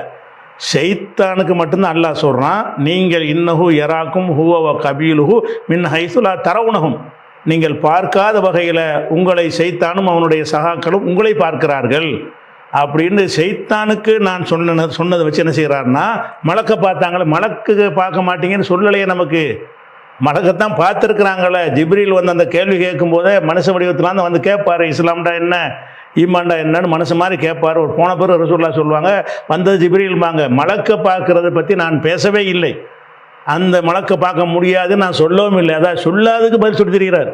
நான் கேட்பது என்னென்னு கேட்டால் ஷைத்தானை பார்க்க இயலாது, அதான் டாபிக். இந்த ஹதீஸ் வந்து ஷைத்தானை பார்த்து 3 தடவை பார்த்துருக்கிறார். அபூ ஹுரைரா என்ன செய்கிறாரு, உணவையெல்லாம் அழுறான், முதல் நாள் பார்க்குறாரு, ஏன்டா அழுற, வீட்லலாம் இல்லை பசியாக கிடக்குறாங்க அப்படின்னோடனே இன்னும் வராத அடித்து ஓட்டி விட்டுறாரு. 2வது நாள் வர்றான், 2வது நாள் பார்க்குறாரு, 3 நாள் வர 3 நாளும் பார்க்குறாரு. நம்ம என்ன கேட்டோம், இப்படி பார்க்க இயலுமா? ஷைத்தானை வந்து மனிதன் பார்க்க இயலாதுன்னு குர்ஆனில் இருக்குல்ல, பார்க்கலாங்கிறதுக்கு ஆதாரம் கொடு. பார்க்கலாமுங்கிற நீ சொன்ன ஆதாரம் வந்து உள்ளத்தில் போட்டது தானே தவிர மனித வடிவத்தில் வந்து பார்த்தார்கள்னு குர்ஆனில் இல்லை. நீங்களாம் பிராக்கெட் போட்டு சேர்த்த விஷயங்கள் அது விளங்குது. அதனால் வந்து பார்க்க இயலாதுங்கிறது தெளிவாக இருக்கிற காரணத்தினால அந்த ஹதீஸு தவறான ஹதீஸ் தான் என்பதில் சந்தேகம் கிடையாது என்று வச்சுட்டோம். அதுக்கு என்ன செய்கிறீங்கன்னா நீங்கள் வந்துக்கிட்டு இதை கொண்டாந்து போடுறீங்க, இதை மலக்கை கொண்டாந்து போடுறீங்க. மலக்கு நபி அல்லாஹ் மலக்கை பார்த்துருக்கிறான், இப்ராஹிம் நபி மலக்கை பார்த்துள்ளார்கள், லூத் நபியுடைய அந்த எதிரிகள் பார்த்துருக்கிறார்கள், மரியம் அலைஹிஸ்ஸலாம் ஜிப்ரீலை பார்த்துருக்கிறார்கள் சேர்த்துக்கிறங்க, பார்க்கத்தான் செஞ்சுருக்கிறாங்க. அப்போ வந்து மலக்கு வந்து பார்க்கறதுங்கிற விஷயத்தை வந்து நம்ம மறுக்கலை. அப்படி மலக்கை பார்த்தார்கள்னு வர்ற ஹதீஸை ஏற்றுக்கிட்டு இருக்கிறோமே. புகாரியில் அந்த ஹதீஸ் வருமே, அது ஜிப்ரீல் மனித உருவத்தில் வந்து ஈமான்டா என்ன இஹ்சான்டா என்னன்னு கேட்பார்ல, ரசூலுல்லாஹ் விளக்கம் சொல்லுவாங்கல்ல, அதுக்கப்புறம் திரும்பி போயிடுவார்ல, யார் தெரியுமா, ஜிப்ரீல் தான் வந்தார் ரசூலுல்லாஹ் அதை நம்ம மறுத்தோமா? அதை மறுத்திருப்போம். மனிதனை எப்படி மலக்கை பார்த்துருப்பாருன்னு கேட்டிருப்போமே. மலக்கை பார்க்குறதுக்கு ஒரு நாள் அப்படி வரல, நீங்கள் பார்க்க மாட்டீங்கன்னு. ஷைத்தானுக்கு கேட்குற காரணம் என்னென்னா ஷைத்தானை பார்க்க மாட்டீங்கன்னு வருது. ஷைத்தானுக்கு வந்து இந்த ஷைத்தானை பார்க்க மாட்டீங்கன்னு வரலன்னு அப்போ நம்பியிருப்போம். ஷைத்தானை நீங்கள் பார்க்க இயலாதுன்னு இந்த வசனம் இல்லாமல் இருந்தால் ஷைத்தானை பார்த்துருப்பார், என்ன இருக்குது ரசூலுல்லாஹ் காலத்தில் நடந்திருக்கல பார்த்துருப்பான்னு போயிடுவோம். அப்போ ஷைத்தானை பார்க்க இயலாது என்பதற்கு வசனம் இருக்கிறது, மலக்கை பார்க்க இயலாதுன்னு வசனம் இல்லை. நீங்கள் மலக்கை கொண்டா ஜாயின் பண்ணி மலக்கை பார்த்ததுனால் ஷைத்தானை பார்த்துருவோம். இது எப்படி, என்ன ஒரு உங்களுக்கு என்ன அறிவு இது? இது ஒரு சரியான வாதம் இல்லை. அதுக்கப்புறம் என்னன்னு கேட்டால் இது ஒரு விஷயத்தை சொல்லிடுறாரா, அதனால அந்த ஹதீஸு தவறுன்று அது நிரூபணமாச்சு. ஷைத்தானை பார்த்தாருன்னு ஒன்று வருது. அடுத்து என்ன செய்கிறாருன்னு கேட்டால், அந்த உணவு, அதில் நம்ம ஒரு கேள்வி கேட்டோம். ஷைத்தானுடைய உணவு என்ன? விட்ட இது மாதிரி உள்ள உணவு உண்டு, அது எலும்புகள்லாம் உணவு உண்டு சொல்லிட்டோம். இதில் என்ன செய்யுதுன்னு கேட்டால், இவன் ஃபித்ரா பொருள்கள் எல்லாம் அல்றான் வந்துக்கிட்டு. ஃபித்ரா பொருள்கள்ங்கிற என்னவாக இருக்குது, அந்த காலத்தில் பேரிச்சம்பழமாக இருக்கும், அல்லது திராட்சையாக இருக்கும், இந்த கோதுமை கூட ஜாஸ்தியாக பெரும்பாலும் இருக்காது. அப்போ இந்த மாதிரியான பாலாடை கட்டியாக இருக்கும். இந்த மாதிரி விஷயங்கள் தான் அந்த காலத்து உணவு முறையாக இருந்துச்சு. அதை தான் கொண்டாந்து ஃபித்ரான்னு கொடுத்துருப்பாங்க. அதனுடைய காவலராக தான் அபூ ஹுரைரா போட்டிருப்பாங்க. அந்த ஹதீஸ் உண்மையாக இருந்தால் அது போட்டிருப்பாங்க. இப்போ ஷைத்தான் எதை அல்றான்? பேரிச்சம்பழத்தை அல்றான், கிஸ்மிஸ் திராட்சை பழத்தை அல்றான்னு வருதில்ல. நம்ம கேட்டோம், ஷைத்தானுக்கு இதான் உணவா, இப்படி தான் உணவா அப்படின்னு கேட்கும்போது அவர் என்ன செய்கிறாருன்னா, ஷைத்தானுக்கு நிறைய உணவுகள் இருக்கிறது அப்படின்னு சில ஹதீஸ்களை சொல்கிறார். என்ன உணவு இருக்கிறது? நீங்கள் பிஸ்மில்லா சொல்லாமல் சாப்பிட்டா ஷைத்தான் தான் அதை சாப்பிட்றான், கீழே கொட்டின சாப்பாட்டை ஷைத்தான் சாப்பிட்றான்லாம் வருதில்ல. அந்த மாதிரி எடுத்து வச்சு ஷைத்தானுக்கு எலும்பு மட்டுமா உணவு, நிறைய உணவுகள் இருக்குங்கிறாரு. நிறைய உணவு இருக்குது. ஆனால் ஷைத்தானுக்கு ஒரு உணவாக இருக்குதுன்ற அர்த்தம் என்ன? ஷைத்தானுக்கு உணவு ஒன்று சொன்னால் அந்த உணவுடைய சக்தி அவன் எடுத்துகிட்டு போவானே தவிர உணவை தூக்கிட்டு போக மாட்டான். ஷைத்தான் இப்போ நம்ம பிஸ்மில்லா சொல்லாமல் சாப்பிட்டோமுங்க, அது ஷைத்தானுடைய உணவு. அந்த உணவு அங்கே தான் இருக்கும். அங்கே பிஸ்மில்லா அந்த தட்டில் தான் அது இருக்கும். அதில் கொட்டி போன உணவு ஷைத்தானுடைய உணவுன்னு இருக்கிறது. அப்போ ஷைத்தானுடைய உணவு கொட்டினோன்னு காண போயிருச்சா? உணவு அங்கே தான் கிடக்கும்.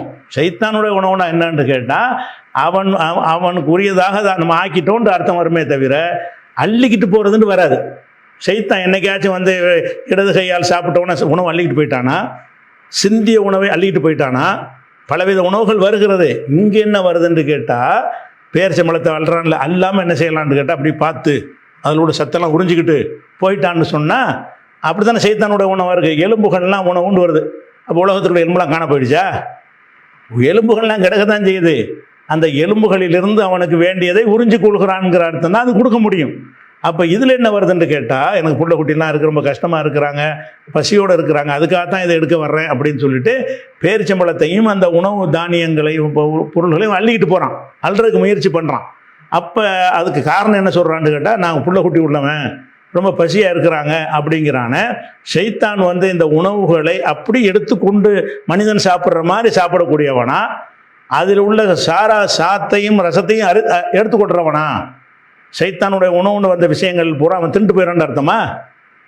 பிஸ்மில்லா சொல்லாத ஒரு சாப்பாடு இருக்குது, பாதி சாப்பிட்டு பாதி வச்சுட்டீங்க, தட்டு காணா போயிடணும். ஏன்? ஷைத்தான் சாப்பிட்டான்டா. சாப்பாடு அங்கே தான் இருக்கேன், அதுலேருந்து உள்ள அவனுக்கு தேவையான சத்தை எடுத்துக்கிடுவான். அப்போ ஷைத்தானுடைய உணவு என்பதற்கு அதுக்கு அர்த்தம் என்னன்னு கேட்டால், அந்த உணவு அப்படி இருக்கும். எலும்புகள் உணவு என்று வந்தால் உலகத்தில் உள்ள எலும்புலாம் காணா போயிடணும். எல்லா எலும்பும் அங்கே தான் கிடக்கும், போட்ட எலும்பு அங்கங்கே தான் கிடக்கும். எலும்புகளை கசாப்பு கடைக்கு பக்கத்தில் வெட்டி வெட்டி கொண்டு போய் போட்டிருப்பாங்க பின்னாடி, அப்படி கிடக்கும் அந்த எலும்புகள்லாம். ராத்திரி போட்டது காலையில் காணா போகாது. அப்போ எலும்பு உணவுன்னா என்ன அர்த்தம்? எலும்பிலிருந்து அவனுக்கு தேவையானதை அவனுக்கு தேவையான உறிஞ்சி எடுத்துக்கிடுவான். அது ஏதோ ஒன்று நல்லா வச்சிருக்கிறான், அது ஆன்மீகம், அதில் நம்ம கேள்வி கேட்க முடியாது. அந்த மாதிரி தானே வருது. இதில் எப்படி வருது? ஷைத்தானுக்கு பலவித உணவு இருந்தாலும், இந்த பேரிச்சம்பழமே உணவு உண்டாலும் அவன் என்ன செஞ்சுருப்பான்? ஷைத்தான் பேரிச்சம்பழம் அள்ளிட்டு போவானா? பேரிச்சம்பழம் எடுத்துக்கிட்டு போய் கொடுப்பானா? அப்படிங்கிற ஒரு உணவுக்கு, ஷைத்தானோட உணவுக்கு அந்த அர்த்தம் கிடையாது. அந்த ஒரு வகையை வச்சு பார்த்தாலும் இந்த ஹதீஸ் சரி இல்லாமல் தெரிகிறது. அப்போ ஷைத்தான் மனித வடிவத்தில் வந்தது, அள்ளினது, புள்ள குட்டி இருக்குன்னு முறையிட்டது, இதெல்லாம் பார்க்கும்போது பார்த்தோம்னு சொன்னால் இதில் இந்த ஹதீஸில் ஒரு நெருடல் இருக்கிறது என்று நம்ம சொன்னோம். அது நிரூபணமாகிறதா தானே இருக்குது, எந்த ஒரு சந்தேகமும் கிடையாது. அதனால் இந்த ஷைத்தானுக்கு சொன்ன விஷயம் இவ்வளோதான் பதில் சொல்லியிருக்கிறார். அதாவது அந்த ஆயத்துல் குர்சிக்கு சொன்ன பாக்கி எல்லாம் அந்த சம்மதம் இல்லாத பதில் தான். பிறகு சொன்ன பதில் என்னன்னு கேட்டால், ஷைத்தான் மனித வடிவத்தில் வந்தால் பார்க்கலாம் அப்படின்னு ஒரு வாதம் வைக்கிறார். அதுக்கு ஆதாரம் காட்டலை. ஒரு வசனத்தை காட்டுறாரு, அது மனித வடிவத்தில் வந்தான் என்று சொல்லவில்லை. நான் காட்டிய வசனம் நீங்கள் பார்க்க இயலாதுன்னு ஒரு தெளிவான வசனம். நீங்கள் பார்க்க இயலாதுன்றாலே கண்ணுக்கு தெரியாதுன்னு அர்த்தம். அப்போ கண்ணுக்கு தெரியாது என்று சொல்கிறதுக்கு மாற்றமாக இருக்குங்கிறதுக்கு அவர்கிட்ட ஆன்சர் இல்லை. ஷைத்தானுடைய உணவு என்றால், ஷைத்தான் உணவை அள்ளி கொண்டு போக மாட்டான். ஷைத்தான் உணவுன்னு எங்கேயாவது உணவு கொண்டு நம்ம வீட்டில எல்லாம் காணா போயிடணும். எல்லாமே பிஸ்மில்லா சொல்லாமல் ஒரு 10 மூட்டை நெல் இறக்கி வச்சாண்டு வைங்க, அந்த உணவு ஷைத்தானுக்கு உள்ளதாக போச்சுல. காலையில் பார்த்தா வெறும் ஜாக்கு தான் இருக்கணும். அப்படி இருந்திருக்கா? சைத்தானுடைய உணவு தானுங்க. ஒரு வீட்டில் 100 மூட்டை நெல் அறுவடை செஞ்சு வருது, வீட்டுக்குள்ளே நுழைய பிஸ்மில்லா சொல்லி அடிக்கி பிஸ்மில்லா சொல்லாமல் அடுக்கி வச்சுட்டான். அது யாருக்கு உரியது? சைத்தானுக்கு உரியது.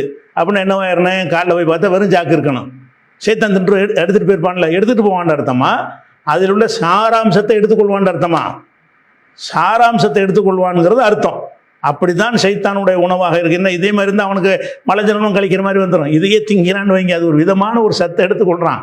உடலோடு உள்ளவன் கிடையாது அவன்.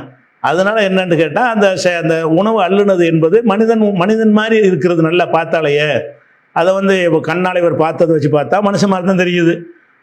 அவன் உணவு புள்ள குட்டி இருக்குது என்றெல்லாம் சொல்வதை பார்த்தால் அந்த மாதிரி தான் இருக்கிறது. அதே மாதிரி புள்ள குட்டிக்கெல்லாம் சம்பாதிக்கணுங்கிறது அவனுக்கு கிடையாது. அதாவது சைத்தானுக்கு தான் இங்கிட்டு போய் சம்பாரிச்சிக்கிடுவாங்களே. புள்ள குட்டிக்கெல்லாம் சோறு போடுறதுங்கிறதெல்லாம் சைத்தானுக்கு இருக்கிறதுக்கு ஒரு சாத்திய குறைவானதாகவும் இருக்குது. அன்னைக்கு நான் சொல்லலை. அப்போ என்னன்னு கேட்டால் இந்த மாதிரியான இந்த 2க்கு தான் பதில் சொல்கிறார்.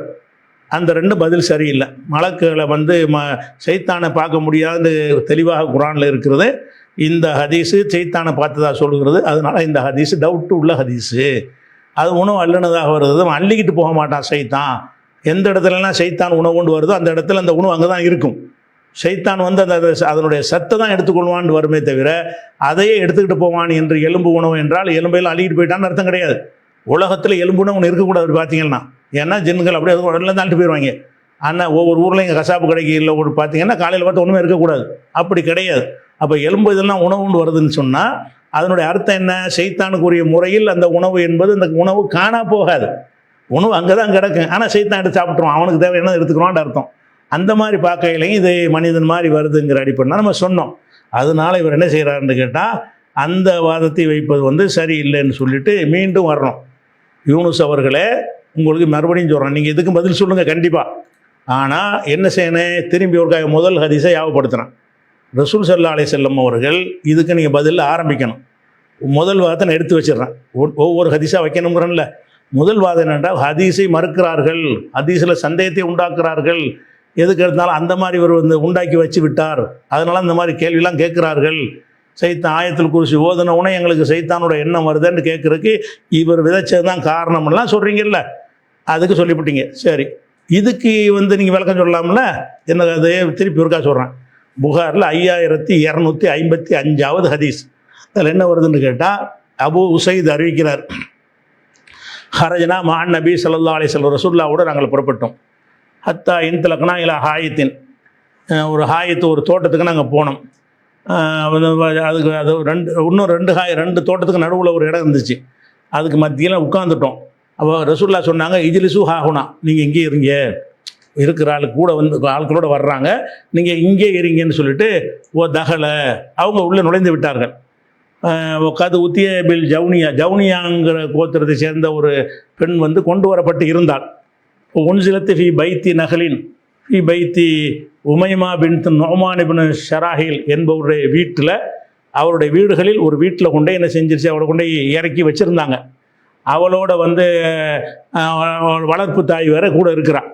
அப்போ உள்ள ரசூல்லா நுழைஞ்ச உடனே ஹபி நப்சக்கி லீ, உன்னை எனக்கு தா ரசூல்லா கேட்குறாங்க. முதல்ல ஒரு அந்நிய பெண் இருக்கும்போது எல்லாரையும் விட்டுட்டு தனியாக போய் பார்க்க போனாங்கன்னு வரும்போது என்ன வருது, இது எவனோ இட்டு கட்டியிருக்கான்னு உங்களுக்கு வரணும். ஆனால் உங்களுக்கு தான் வராது, நீங்கள் அதுக்கு தத்துவங்கள் சொல்லுவீங்க. அப்போ ஹபி நப்சக்கி லீ, எனக்கு உன்னை தா என்று ரசூல்லா கேட்டார்கள்.